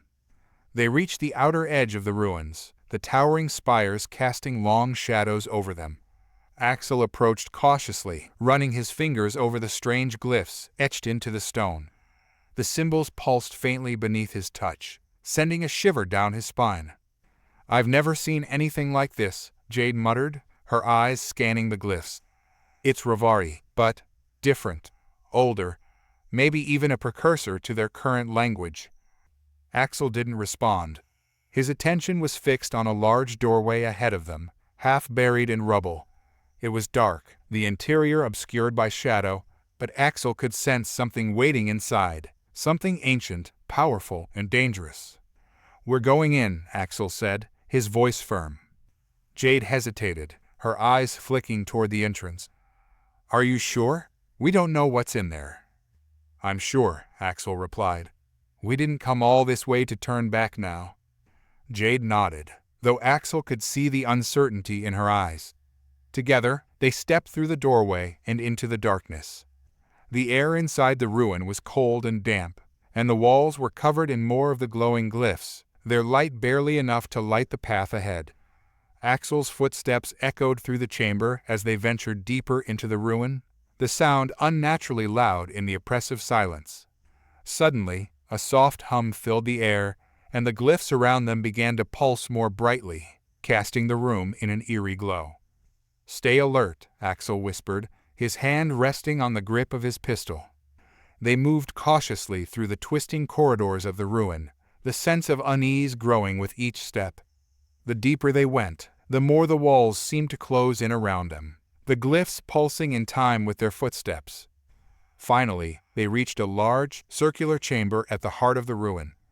In the center of the room stood a massive, obsidian monolith, its surface smooth and reflective. The glyphs on the walls converged around it, their light growing brighter as they approached. "What is this?" Jade breathed, her voice barely audible. Axel stared at the monolith, his heart pounding in his chest. There was something about it, something ancient and powerful, like the weight of countless years pressed into a single object. Suddenly, the ground beneath their feet trembled, and a low, rumbling sound filled the chamber. The glyphs on the walls flared to life, their light blindingly bright, and Axel felt a surge of energy ripple through the air. "Get back," he shouted, grabbing Jade and pulling her away from the monolith just as the ground split open beneath it, revealing a deep chasm filled with a pulsing, golden light. The monolith shuddered, and a series of strange, mechanical sounds echoed through the chamber. Axel's mind raced as he tried to process what was happening. The ruin wasn't just a relic of the past, it was alive, and whatever they had triggered was waking up. "We need to leave," Jade said urgently, her eyes wide with fear. Axel didn't argue. They turned and bolted for the exit, the ground shaking beneath them as the ruins seemed to come alive around them. The glyphs flickered and pulsed, casting erratic shadows as they raced through the corridors. But as they reached the entrance, Axel skidded to a halt, his eyes widening in horror. Standing at the edge of the ruin, silhouetted against the darkening sky, was a group of figures, Rivari soldiers, their weapons drawn and pointed directly at them. "We've got company," Axel muttered, drawing his pistol. Jade cursed under her breath. "I knew this was too easy." Axel's mind raced as he sized up their situation. They were outnumbered, outgunned, and trapped between an ancient, awakening power and the Rivari who had been hunting them across the stars. But Axel wasn't about to give up without a fight. He tightened his grip on his weapon, his eyes locking on to the nearest Rivari soldier. "Stay close," he whispered to Jade. Axel's hand tightened around the grip of his pistol as the Rivari soldiers approached, their weapons gleaming in the dim light that filtered through the heavy gas clouds. His mind raced, assessing the situation in a matter of seconds. There were 5 of them, armed with plasma rifles and clad in their trademark dark, chitinous armor. Rivari soldiers weren't known for their subtlety, but they were deadly efficient. Jade crouched beside him, her eyes flicking over the group, calculating angles and routes. He could almost hear her brain ticking as she analyzed their options. He needed to act, and fast. The Rivari didn't negotiate, they annihilated. "I count 5, Jade whispered, her voice steady but low. "We take the 2 closest, then retreat into the ruins." Axel nodded. He wasn't sure how well that plan would hold up once the firefight began, but he had no better alternatives. The soldiers were closing in, their movements precise and synchronized. It was now or never. "On my mark," Axel murmured, his heart pounding as his thumb flicked the safety off his sidearm. 3, 2. Before he could say 1, a piercing, metallic screech echoed from deep within the ruins behind them. The air vibrated with an unnatural hum that seemed to come from the very ground itself. It was as if the ancient stone beneath their feet was waking up, stirred by some unseen force. The Rivari soldiers hesitated, their heads snapping toward the ruin's entrance, just as confused as Axel and Jade. "Go now," Axel hissed, seizing the opportunity. He sprang from cover, his pistol barking as he fired off 2 quick shots. One Rivari soldier crumpled as a plasma bolt caught him in the neck, sending a spray of light fluid into the air. Jade's rifle spat out blue pulses, and a second Rivari collapsed, clutching at his chest as the plasma rounds burned through his armor. "Back into the ruins," Jade shouted, already pulling Axel toward the dark maw of the ancient structure.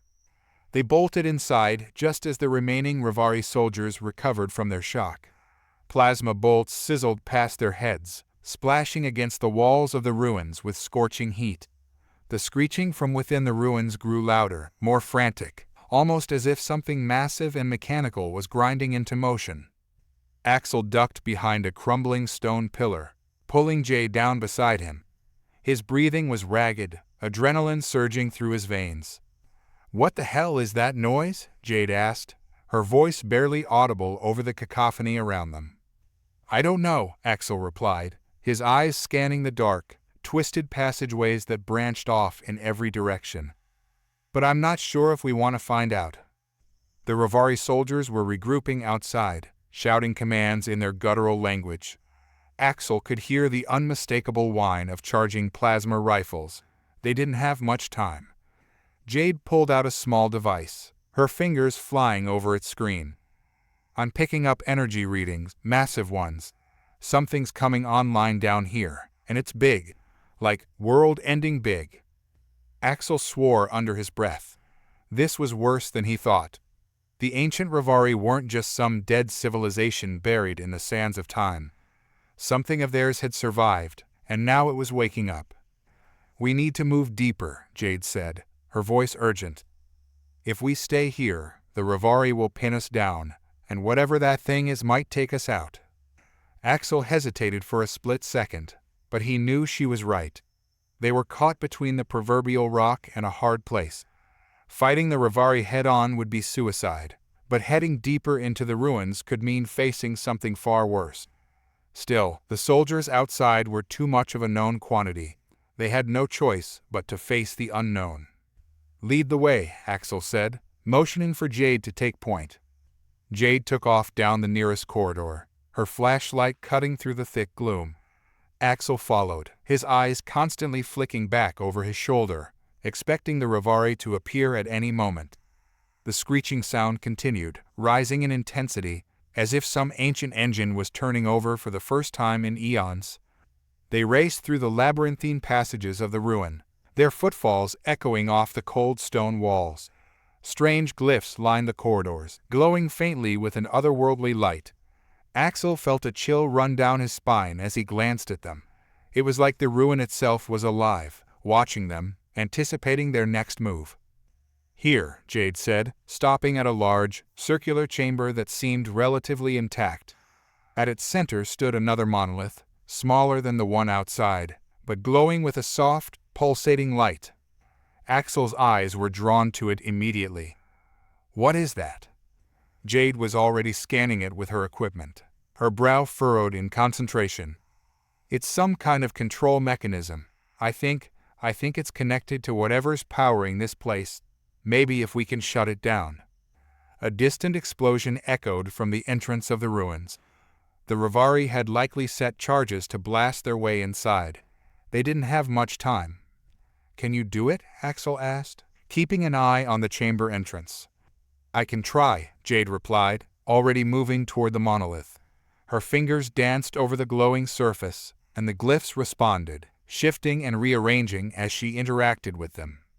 Axel's nerves were on edge as he scanned the dark passageways, waiting for the Rivari to break through.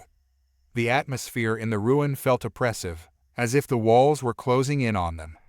The screeching sound grew louder, accompanied by deep, resonant thuds that seemed to shake the very ground beneath their feet. "I've almost got it," Jade muttered, her focus entirely on the monolith. Suddenly, Axel's heart skipped a beat. From the corner of his eye, he caught movement. A shadow flitted across one of the archways, a Rivari scout. Axel reacted instinctively, raising his pistol and firing. The plasma bolt struck the Rivari square in the chest, dropping him instantly. But it was too late. The others would have heard that. "Jade, hurry up!" "I'm trying," she snapped, her fingers still working furiously. "Just buy me a few more seconds." Axel gritted his teeth as the first Rivari soldier charged into the chamber, plasma rifle blazing. He dove behind a pillar, returning fire with controlled bursts. One Rivari went down, but two more replaced him, moving with military precision as they laid down suppressing fire. A plasma bolt grazed Axel's shoulder, searing through his armor and flesh. He bit back a scream, his vision blurring from the pain. He ducked lower behind the pillar, his pistol growing hot in his hand as he continued to fire at the advancing Revari. "I've got it," Jade suddenly shouted. The monolith pulsed once, then a deafening roar filled the chamber as the entire ruin seemed to come to life. The walls vibrated with energy, and the glyphs on the monolith flared bright white, filling the room with blinding light. The Revari soldiers faltered, their movements sluggish, as if they were fighting against an invisible force. Axel could feel it too, a strange, magnetic pull that seemed to emanate from the monolith. "What did you do?" Axel shouted over the noise, still firing at the stunned Revari soldiers. Jade scrambled away from the monolith, her eyes wide. "I think I just triggered a defense system, or something worse." Before Axel could respond, the ground beneath them began to shake violently. Massive cracks spiderwebbed through the floor, and the entire chamber started collapsing in on itself. "We need to get out of here," Jade screamed, her voice barely audible over the rumbling. Axel didn't need to be told twice. He grabbed her arm, pulling her toward the nearest exit as the ceiling caved in behind them. Dust and debris filled the air as they sprinted down the narrow corridors, the screeching sound now deafening, as if whatever ancient power they had awakened was tearing itself free from its restraints. They burst out of the ruin's entrance just as the entire structure collapsed in a cloud of dust and rubble. The Revari soldiers who had been pursuing them were buried beneath the wreckage, their screams cut off in an instant.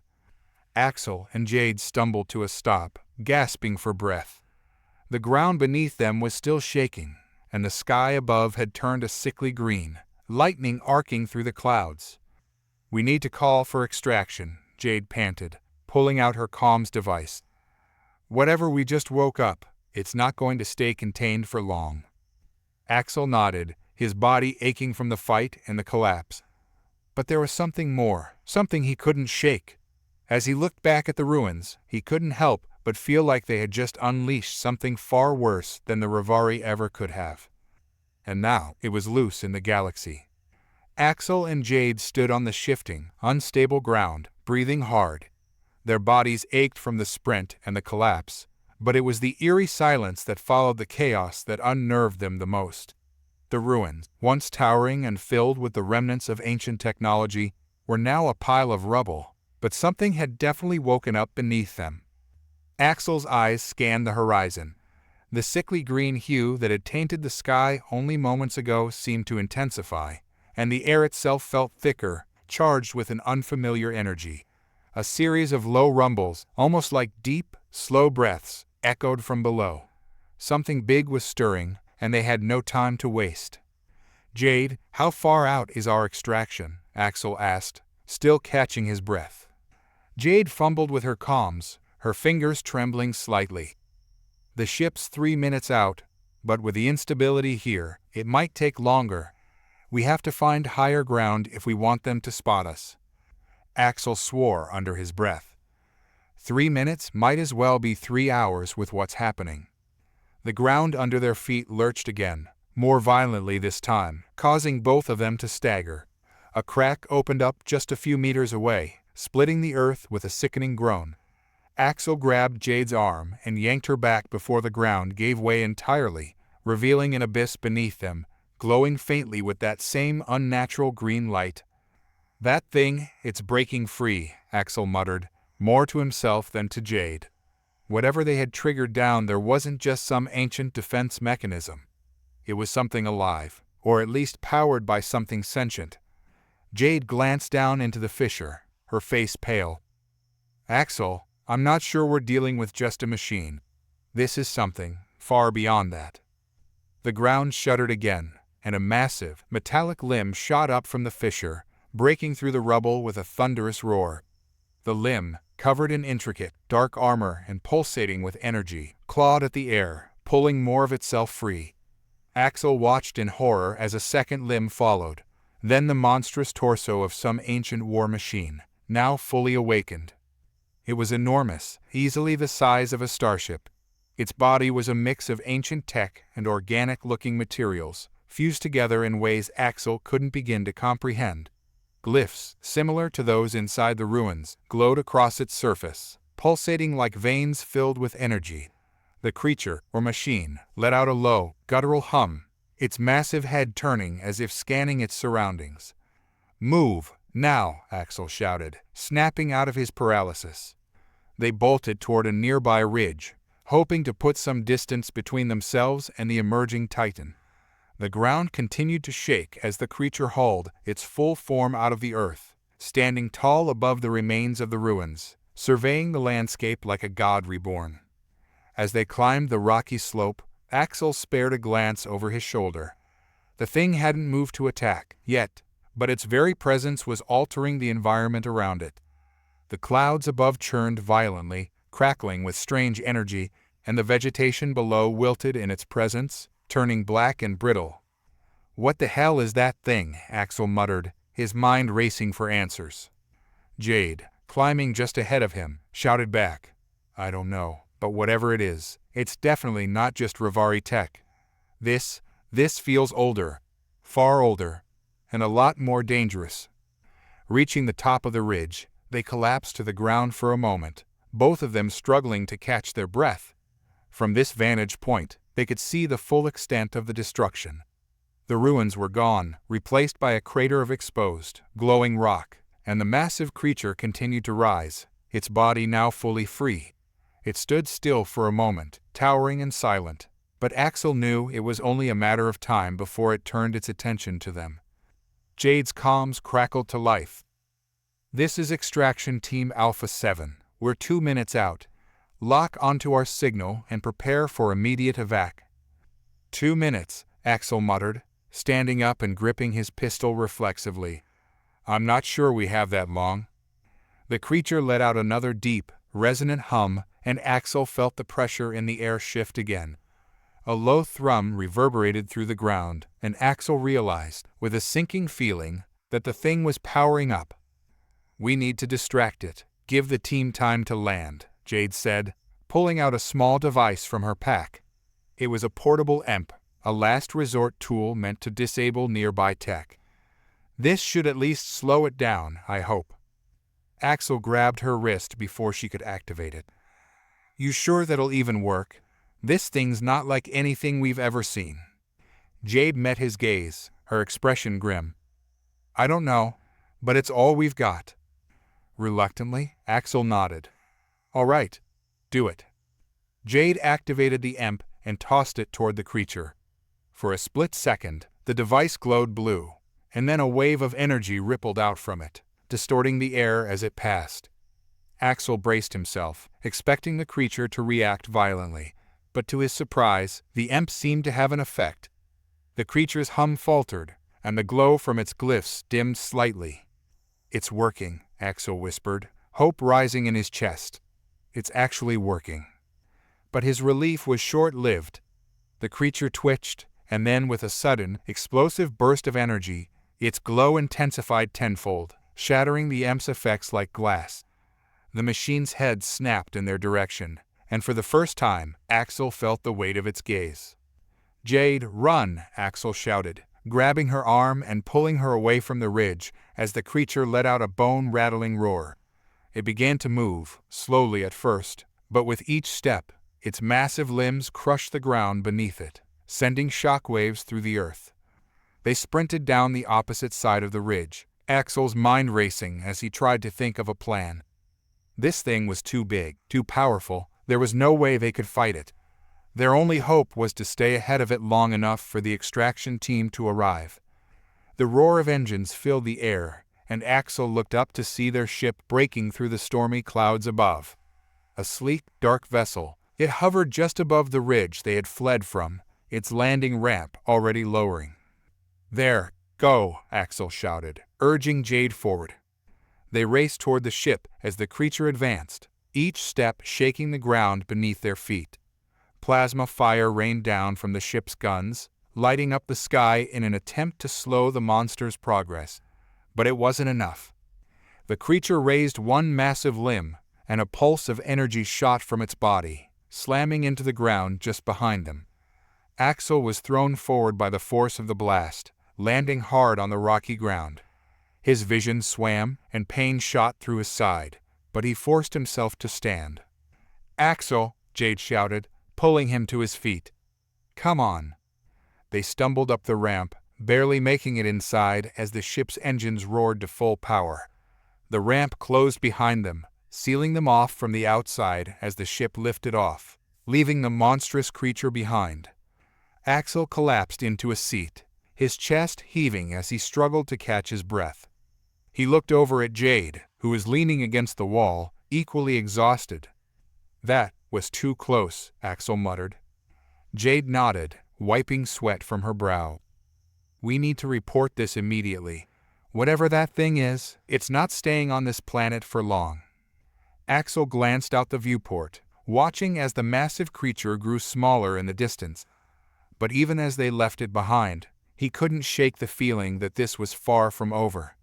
Some things were better left buried. The atmosphere aboard the extraction ship was heavy with tension. As it ascended into orbit, the dull hum of its engines drowned out the distant rumble of the chaos below. Axel stared out of the small viewport, watching the massive creature shrinking into the distance. It still stood over the ruins, its towering form casting an ominous shadow across the landscape.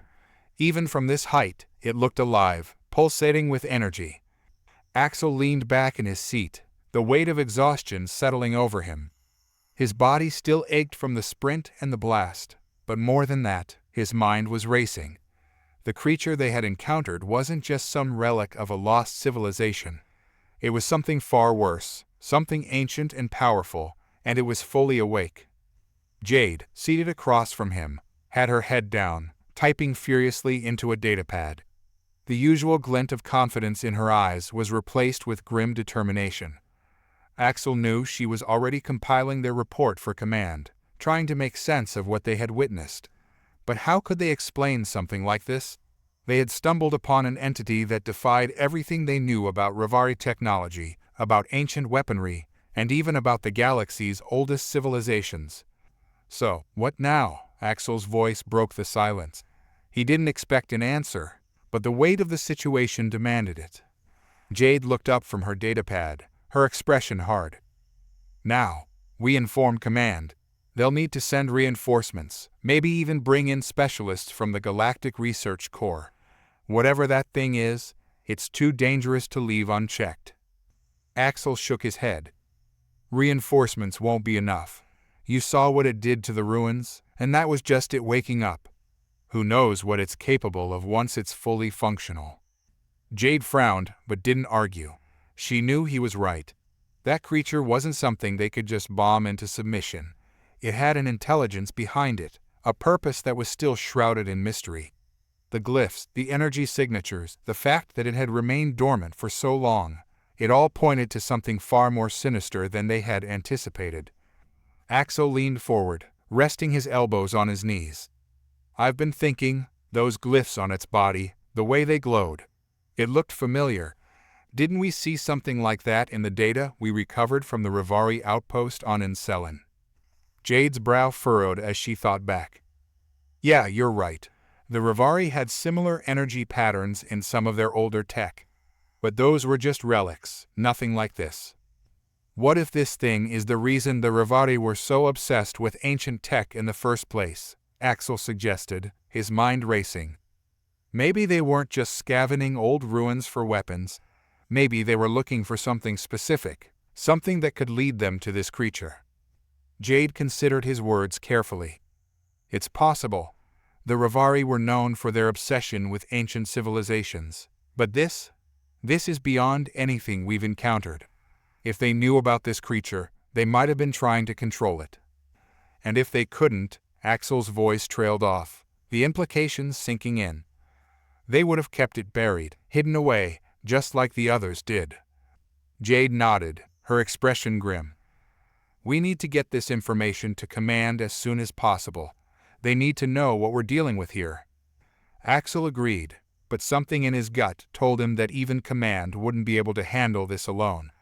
The Rivari, for all their power and resources, had failed to harness whatever was buried on this forsaken planet.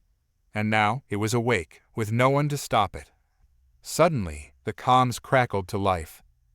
"Commander Voss, this is the bridge. We've entered orbit and are awaiting orders." Jade stood up, regaining her composure. "Understood. Begin course for rendezvous point Theta 7. We'll need to debrief as soon as we're clear." The pilot's voice came back over the comms. "Copy that, Commander. Course laid in. ETA to rendezvous point, 20 minutes." Axel remained seated, lost in thought. He couldn't shake the image of the creature from his mind, its towering form, the pulsating energy that seemed to emanate from its very core. And those glyphs, they were more than just decoration. They were the key to understanding whatever they had just unleashed. Jade glanced over at him, sensing his unease. "We'll figure this out, Axel. We've faced worse odds before." He managed a weak smile. "Yeah, but this feels different, doesn't it? This isn't just some Rivari strike team or a rogue AI. This is something ancient, something that was never meant to be found." Jade didn't argue. She knew Axel wasn't the type to overreact, and if he was this concerned, there was a reason. "Once we're back at the fleet, we'll have more resources. We'll analyze the data, and maybe we'll find a weakness." Axel nodded, though his mind remained unsettled. He wasn't sure they'd have enough time to find any weaknesses before it was too late. The extraction ship's engines hummed steadily as they moved away from the planet, the crew operating in silence. Axel glanced around at the others, their faces pale and tense. Even the seasoned veterans looked rattled by what they had witnessed on the surface. The ship shuddered slightly as it entered the outer edge of the planet's gravity well. Axel felt the familiar sensation of his stomach lurching as they adjusted their trajectory, aligning with the fleet's designated coordinates. Everything seemed routine until the alarms started blaring. "What the hell?" Axel shot to his feet, looking out the viewport just in time to see a flash of green light streaking from the surface of the planet. It was fast, far faster than any missile or projectile he'd ever seen. "Brace for impact," Jade shouted, grabbing onto a nearby support beam as the ship lurched violently to the side. The flash of green light tore through space, narrowly missing them but sending a shockwave that rattled the ship. Axel stumbled, barely keeping his balance as the lights flickered. What was that? Jade's fingers flew across the control panel, bringing up a display of the planet below. "It's the creature. It's firing on us." Another green beam shot up from the surface, but this time the extraction ship was ready. The pilot veered hard to the left, narrowly dodging the blast. The entire ship groaned under the strain, but they were still in one piece. "This thing has ranged capabilities," Jade muttered, her voice tinged with disbelief. "It's trying to take us down before we can escape." Axel swore under his breath. "We need to get out of its range now, or we're toast." The ship's engines roared as the pilot pushed them to their limits, speeding toward the outer edge of the planet's atmosphere.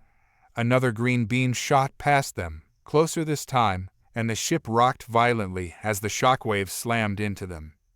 "Damn it!" Axel shouted, gripping the back of a seat to keep himself steady. "Can't we return fire?" Jade shook her head. "Not from this distance. And even if we could, I don't think we'd make a dent in that thing." The ship continued its frantic ascent, dodging another blast of energy as they neared the safety of open space. Axel could see the stars growing clearer in the viewport, and for a moment he allowed himself to hope that they might make it out alive. But then a deep, resonant hum filled the air. It wasn't the sound of the engines, it was something far more primal. Axel felt it in his bones, a vibration that seemed to resonate with the very fabric of space itself. Jade's eyes went wide. It's charging up for something bigger. Before Axel could react, the entire ship was engulfed in a blinding green light. The sound was deafening, like the roar of 1,000 storms crashing down at once. Axel was thrown to the ground, his body slamming against the cold metal floor. His vision blurred, and for a moment he thought the ship had been destroyed. But then the light faded, and the sound subsided. Axel groaned, forcing himself to sit up. The ship was still intact, but the damage was evident. Sparks flew from exposed wires, and the lights flickered weakly. The air was thick with smoke, and the acrid smell of burning metal filled his lungs. Jade was already on her feet, coughing as she fought to bring the ship's systems back online. "We're hit. Engines are down. We're losing power." Axel staggered over to her, his mind racing. "Can we make it to the fleet?" Jade shook her head, her expression grim. "Not like this. We're dead in the water." A cold chill ran down Axel's spine. They were stranded, their ship crippled, and the creature below still very much aware of their presence. "We need to send out a distress signal," Axel said, his voice steady despite the rising panic in his chest. "Someone in the fleet will pick it up." Jade nodded, her fingers moving quickly across the control panel. "I'm on it, but we're sitting ducks until help arrives." Axel glanced out the viewport, his eyes narrowing as he saw the faint glow of the planet below. The creature wasn't firing at them anymore, but he knew it wasn't done. It was waiting, watching, like a predator sizing up its prey. "We can't stay here," Axel muttered. "If that thing comes after us again." Jade cut him off. "I know, but until we get those engines back online, we're stuck." Axel clenched his fists, his mind racing for a solution. They couldn't just wait around for the creature to finish them off. There had to be something they could do. Suddenly, a thought occurred to him. The EMP we used on the surface, it didn't stop the creature, but it did disrupt its energy patterns for a moment. What if we could amplify the effect? Jade looked at him, her eyes narrowing in thought. "You mean hit it with a stronger pulse? It could work, but we'd need a lot more power than what we have." Axel nodded. "We could rig the ship's power core to deliver a focused EMP burst. It might overload the creature's systems long enough for us to escape." Jade hesitated. "That's risky. If we screw up, we'll fry the ship and ourselves with it." "It's better than sitting here waiting to die," Axel said, his voice firm. Axel didn't give Jade time to argue. His mind was already working through the details, the plan forming in his head as quickly as the adrenaline coursed through his veins. Time wasn't on their side, and they couldn't afford to sit idle. "We don't have a choice," Axel said, standing up and moving toward the ship's engineering console. "If we wait any longer, that thing will send another shot, and next time, we won't be lucky enough to dodge it. We need to hit it hard, and we need to hit it now." Jade followed, though her expression was reluctant. She knew Axel was right. Their current situation was a death sentence unless they acted. "You better be damn sure about this," she muttered as she accessed the ship's power core diagnostics. "I'm not," Axel admitted, "but it's the only chance we've got." His fingers flew across the control panels, reconfiguring the power grid, rerouting auxiliary systems, and isolating the core's energy output. "We'll need to modify the emitter array to handle the pulse. It wasn't designed for something this powerful." Jade let out a frustrated breath, but didn't hesitate. She was already adjusting the ship's shield array, turning what was meant to protect them into a makeshift delivery system for an EMP burst. "If we overload the emitters by even a fraction, the entire ship will fry from the inside out. We're walking a tightrope here, Axel." He glanced at her. "I know, but we don't have time to be cautious." The ship groaned under its own weight, listing slightly as the planet's gravity tugged at their compromised systems. Every minute they spent working was another minute the creature below could launch another attack. Axel knew they had to move fast. The green glow from the planet was still faintly visible through the viewport, a constant reminder that they were being watched, hunted. The creature had ceased its assault for now, but it was only a matter of time before it struck again. And Axel wasn't keen on waiting around to find out how powerful its next attack would be. "We'll have to push the power core to its limit," Axel continued as he made the final adjustments. "Once we trigger the pulse, the ship's systems will go dark for a few minutes. We'll be dead in space." Jade's eyes flicked toward him, her gaze hard. "And if the EMP doesn't work?" Axel didn't answer right away. He didn't want to say what they both already knew. If the EMP didn't work, the creature would destroy them the moment the ship's systems rebooted. They'd be sitting ducks, with no shields, no weapons, and no way to escape. But Axel had faith in his plan. It wasn't the first time he'd been forced to think on his feet under fire. And if there was one thing he'd learned from years in the field, it was that survival required boldness. "It'll work," Axel said, more to convince himself than to reassure her. "We just need to give it everything we've got." Jade didn't argue further. She turned her attention back to the emitter array, her fingers moving with precision and speed. Despite the tension, Axel admired how focused she remained. No panic, no hesitation, just pure determination to survive. As they worked, Axel couldn't help but think back to everything that had led them to this moment. The mission had seemed straightforward at first: retrieve intel from a dead planet, avoid any Rivari remnants, and get out. But everything had spiraled out of control the moment they'd uncovered the creature beneath the ruins. It was a weapon, or perhaps something even more sinister, designed by a civilization long forgotten. The Rivari must have known about it, which explained why they'd sent forces to this remote world. But it wasn't just a weapon of war. It was something ancient, something alive in ways Axel couldn't fully comprehend. And now that it was awake, it was wreaking havoc, unleashing power that no one had foreseen. Axel shook off the thoughts and focused on the task at hand. This wasn't the time for reflection. There would be plenty of that later, if they survived. "Emitters are ready," Jade announced after several minutes, her voice tense but controlled. "I've rerouted everything we can spare into the shield array. Once we trigger the pulse, it's all or nothing." "Good," Axel replied, finalizing the modifications to the power core. "We'll synchronize the pulse with the next burst of energy from the creature. When it fires again, we hit it with everything we've got. The pulse should disrupt its energy output, maybe even knock it offline long enough for us to get out of here." Jade nodded, but there was a flicker of doubt in her eyes. "Let's just hope this doesn't kill us first." Axel gave her a wry smile. "If it does, at least we won't have to worry about the Rivari finding us later." They both shared a grim chuckle, but the gravity of the situation weighed heavily on them. There was no guarantee their plan would work, but it was better than waiting for death to come knocking. "Here we go," Axel said, watching the sensors. The ship was drifting just outside the creature's effective range, but Axel knew it was only a matter of time before it locked onto them again. The sensors lit up as energy surged from the planet's surface. "It's charging up," Jade shouted.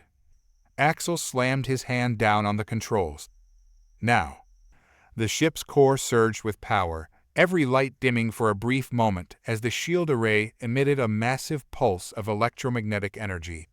The pulse radiated out from the ship, invisible to the naked eye, but the impact was immediate. The green glow that had been emanating from the creature suddenly flickered, like a fire struggling to stay lit in a storm. The energy beam it had been preparing to launch sputtered out, collapsing in on itself before it could reach the ship. "We hit it!" Jade exclaimed, eyes wide with disbelief. Axel leaned forward, staring at the sensor readouts. The creature's energy output was fluctuating wildly, its systems clearly disrupted by the EMP burst. But it wasn't down yet. Axel could feel it in his gut. The thing was wounded, but not defeated. "How long do we have?" Jade asked, her voice breathless. Axel shook his head. "Not long. Maybe a minute or two before it starts rebooting. We need to get out of here now." Jade was already moving. She diverted power from the shield array back to the engines, coaxing them back to life. The ship groaned as the engines sputtered, slowly gaining momentum. Come on," Axel muttered under his breath, willing the ship to move faster. The engines roared to life, and the ship lurched forward, breaking free of the planet's gravity well. Axel could feel the weight lifting from his chest as they entered open space, but the danger was far from over. "How's the creature?" Jade asked, glancing at the sensors.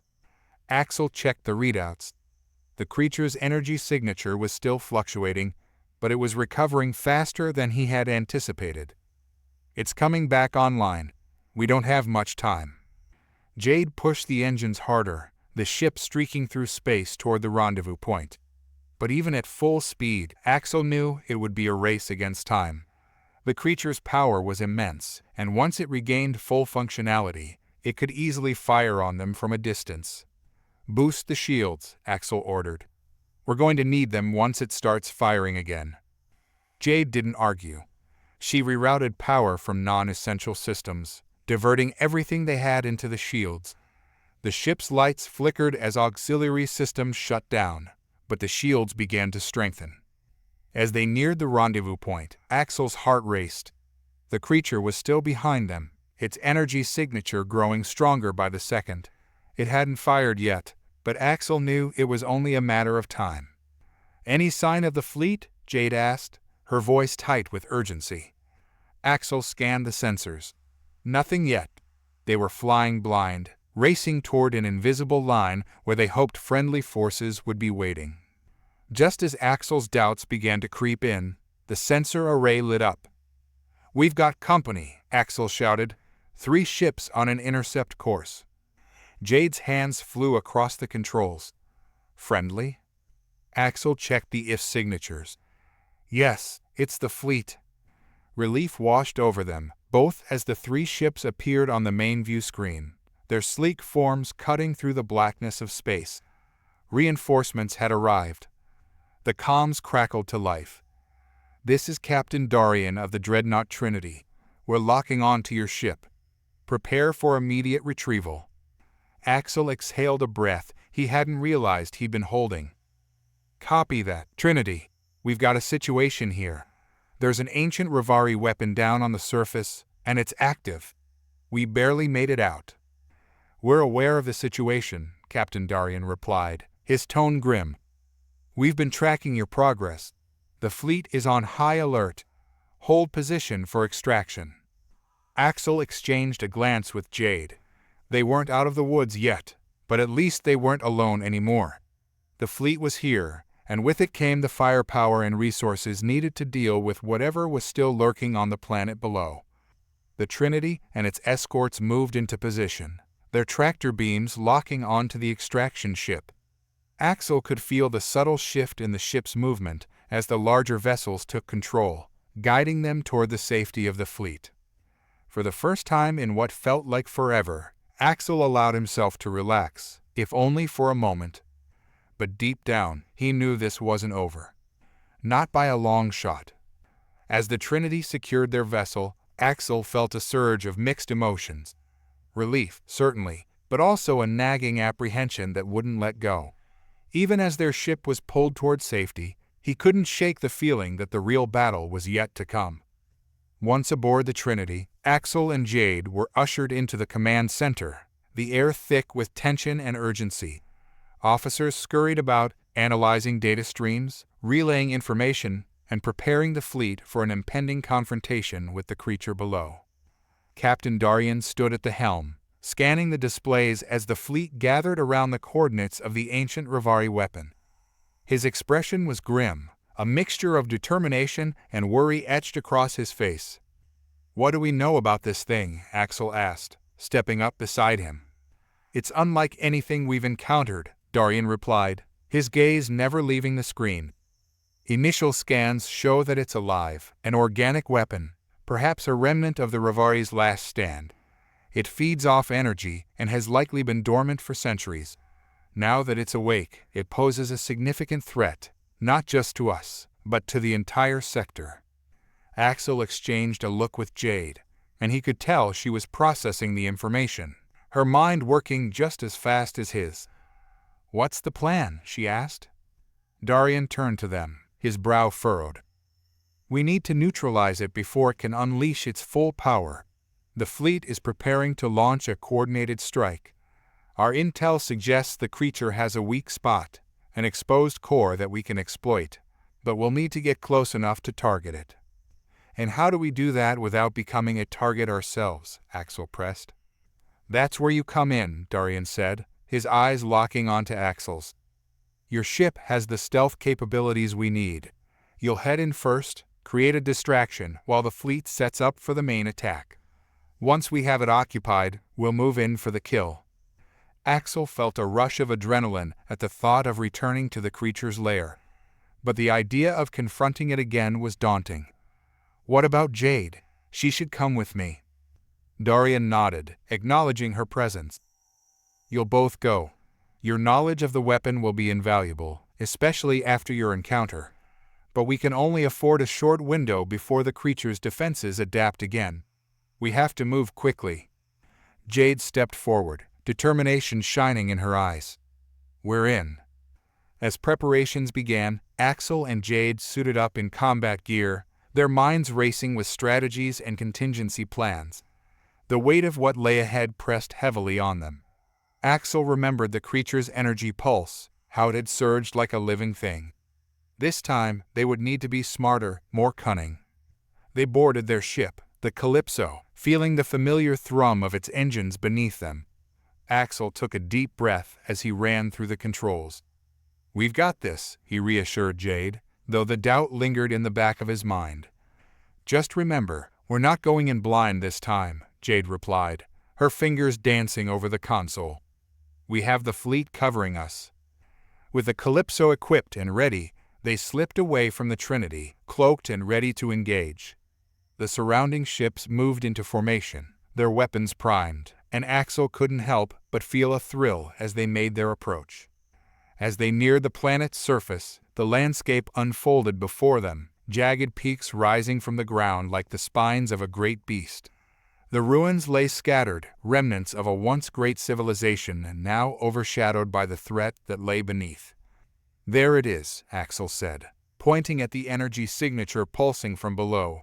It was a sickly green glow that radiated outward, like the breath of a dragon. Let's do this, Jade said, her voice steady, determination radiating from her. They descended, cloaked from the creature's sight, and maneuvered through the wreckage. Every muscle in Axel's body was tense, every instinct screaming for them to turn back. But they couldn't afford to do that. They had to see this through. As they landed within a cluster of debris, Axel felt the ship shudder slightly as it settled. We're in position, he said, scanning the area, ready to create a distraction.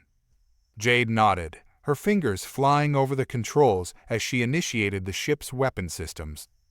Let's wake it up. Axel activated the ship's pulse emitters, sending out a concentrated burst of energy that struck the earth below. The ground trembled in response, a deep rumble that reverberated through the air. For a moment, everything was silent. Then, the creature roared to life. The earth shook as the ancient weapon surged upward, its massive form emerging from the depths. Tendrils of energy lashed out, seeking the source of the disturbance. Axel's heart raced as he saw the creature in all its grotesque glory, an amalgamation of machinery and flesh, with pulsating orbs that crackled with power. Now, Jade shouted, firing the Calypso's weapons at the creature. Blasts of energy exploded against its hide, lighting up the darkness. The creature twisted, its attention snapping toward them. Axel could see its energy core flicker with life, a brilliant green that pulsed in sync with the sounds of battle around them. He pressed the throttle forward, maneuvering the ship in a tight arc, evading the tendrils that whipped through the air, trying to ensnare them. We need to hit that core, Axel shouted, the realization dawning on him. Right, Jade replied, adjusting the targeting systems. I'm locking on. The creature's energy burst surged, sending a wave of energy crashing toward them. Axel swerved to avoid it, the ship shuddering as they barely dodged the attack. Get ready, he yelled. Jade's eyes were laser-focused on the target. I've got it, firing. The ship shook as they released a concentrated energy beam aimed directly at the creature's core.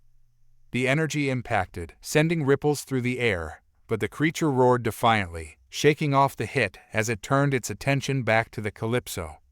Not enough, Axel shouted, feeling the weight of urgency pressing down. We need to hit it harder. Keep firing. Jade nodded, resetting the weapon systems as Axel continued to weave the ship around, dodging the creature's retaliatory strikes. The air crackled with energy, and he could feel the tension rising with every near miss. More power, Jade yelled, her voice cutting through the chaos.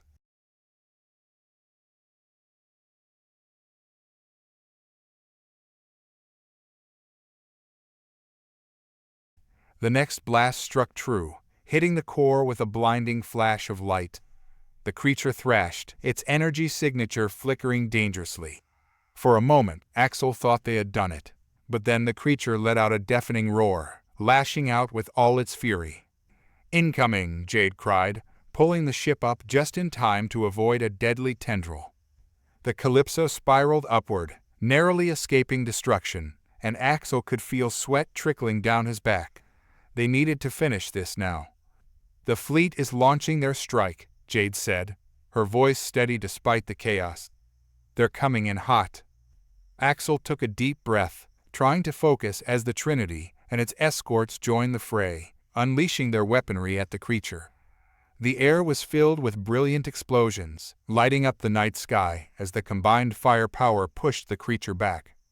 "Keep it occupied, we need to hit that core," Axel shouted, determination burning in his chest. Jade's hands moved deftly, redirecting the ship's power to reinforce their weapon systems. "I'm ready, let's finish this." As they circled back, Axel felt the familiar rush of adrenaline surge through him. They were warriors, fighters. This was their moment to prove themselves. The creature was battered, but still standing, its core glowing brighter than ever. Axel locked eyes with Jade, both understanding what needed to be done. They would strike together, no hesitation. "On my mark," Axel said, focusing on the target. "Ready when you are," Jade replied, her hands steady on the controls. Axel took a breath, feeling the weight of everything behind him. They weren't just fighting for their lives, they were fighting for the future. Now, they unleashed a final, concentrated blast at the creature's core. The impact was staggering, sending shockwaves through the air. The creature howled, the sound reverberating through the atmosphere as it was engulfed in energy. For a moment, everything went still. The world seemed to hold its breath. Then, the creature erupted. A blinding flash of light consumed the area as energy released in all directions, a cataclysmic explosion that rocked the ground beneath them. Axel shielded his eyes from the brightness as the shockwave hit, sending the Calypso spiraling backward. "Hold on," Jade yelled, her voice barely audible over the chaos. Axel gripped the controls tightly as they fought to stabilize the ship.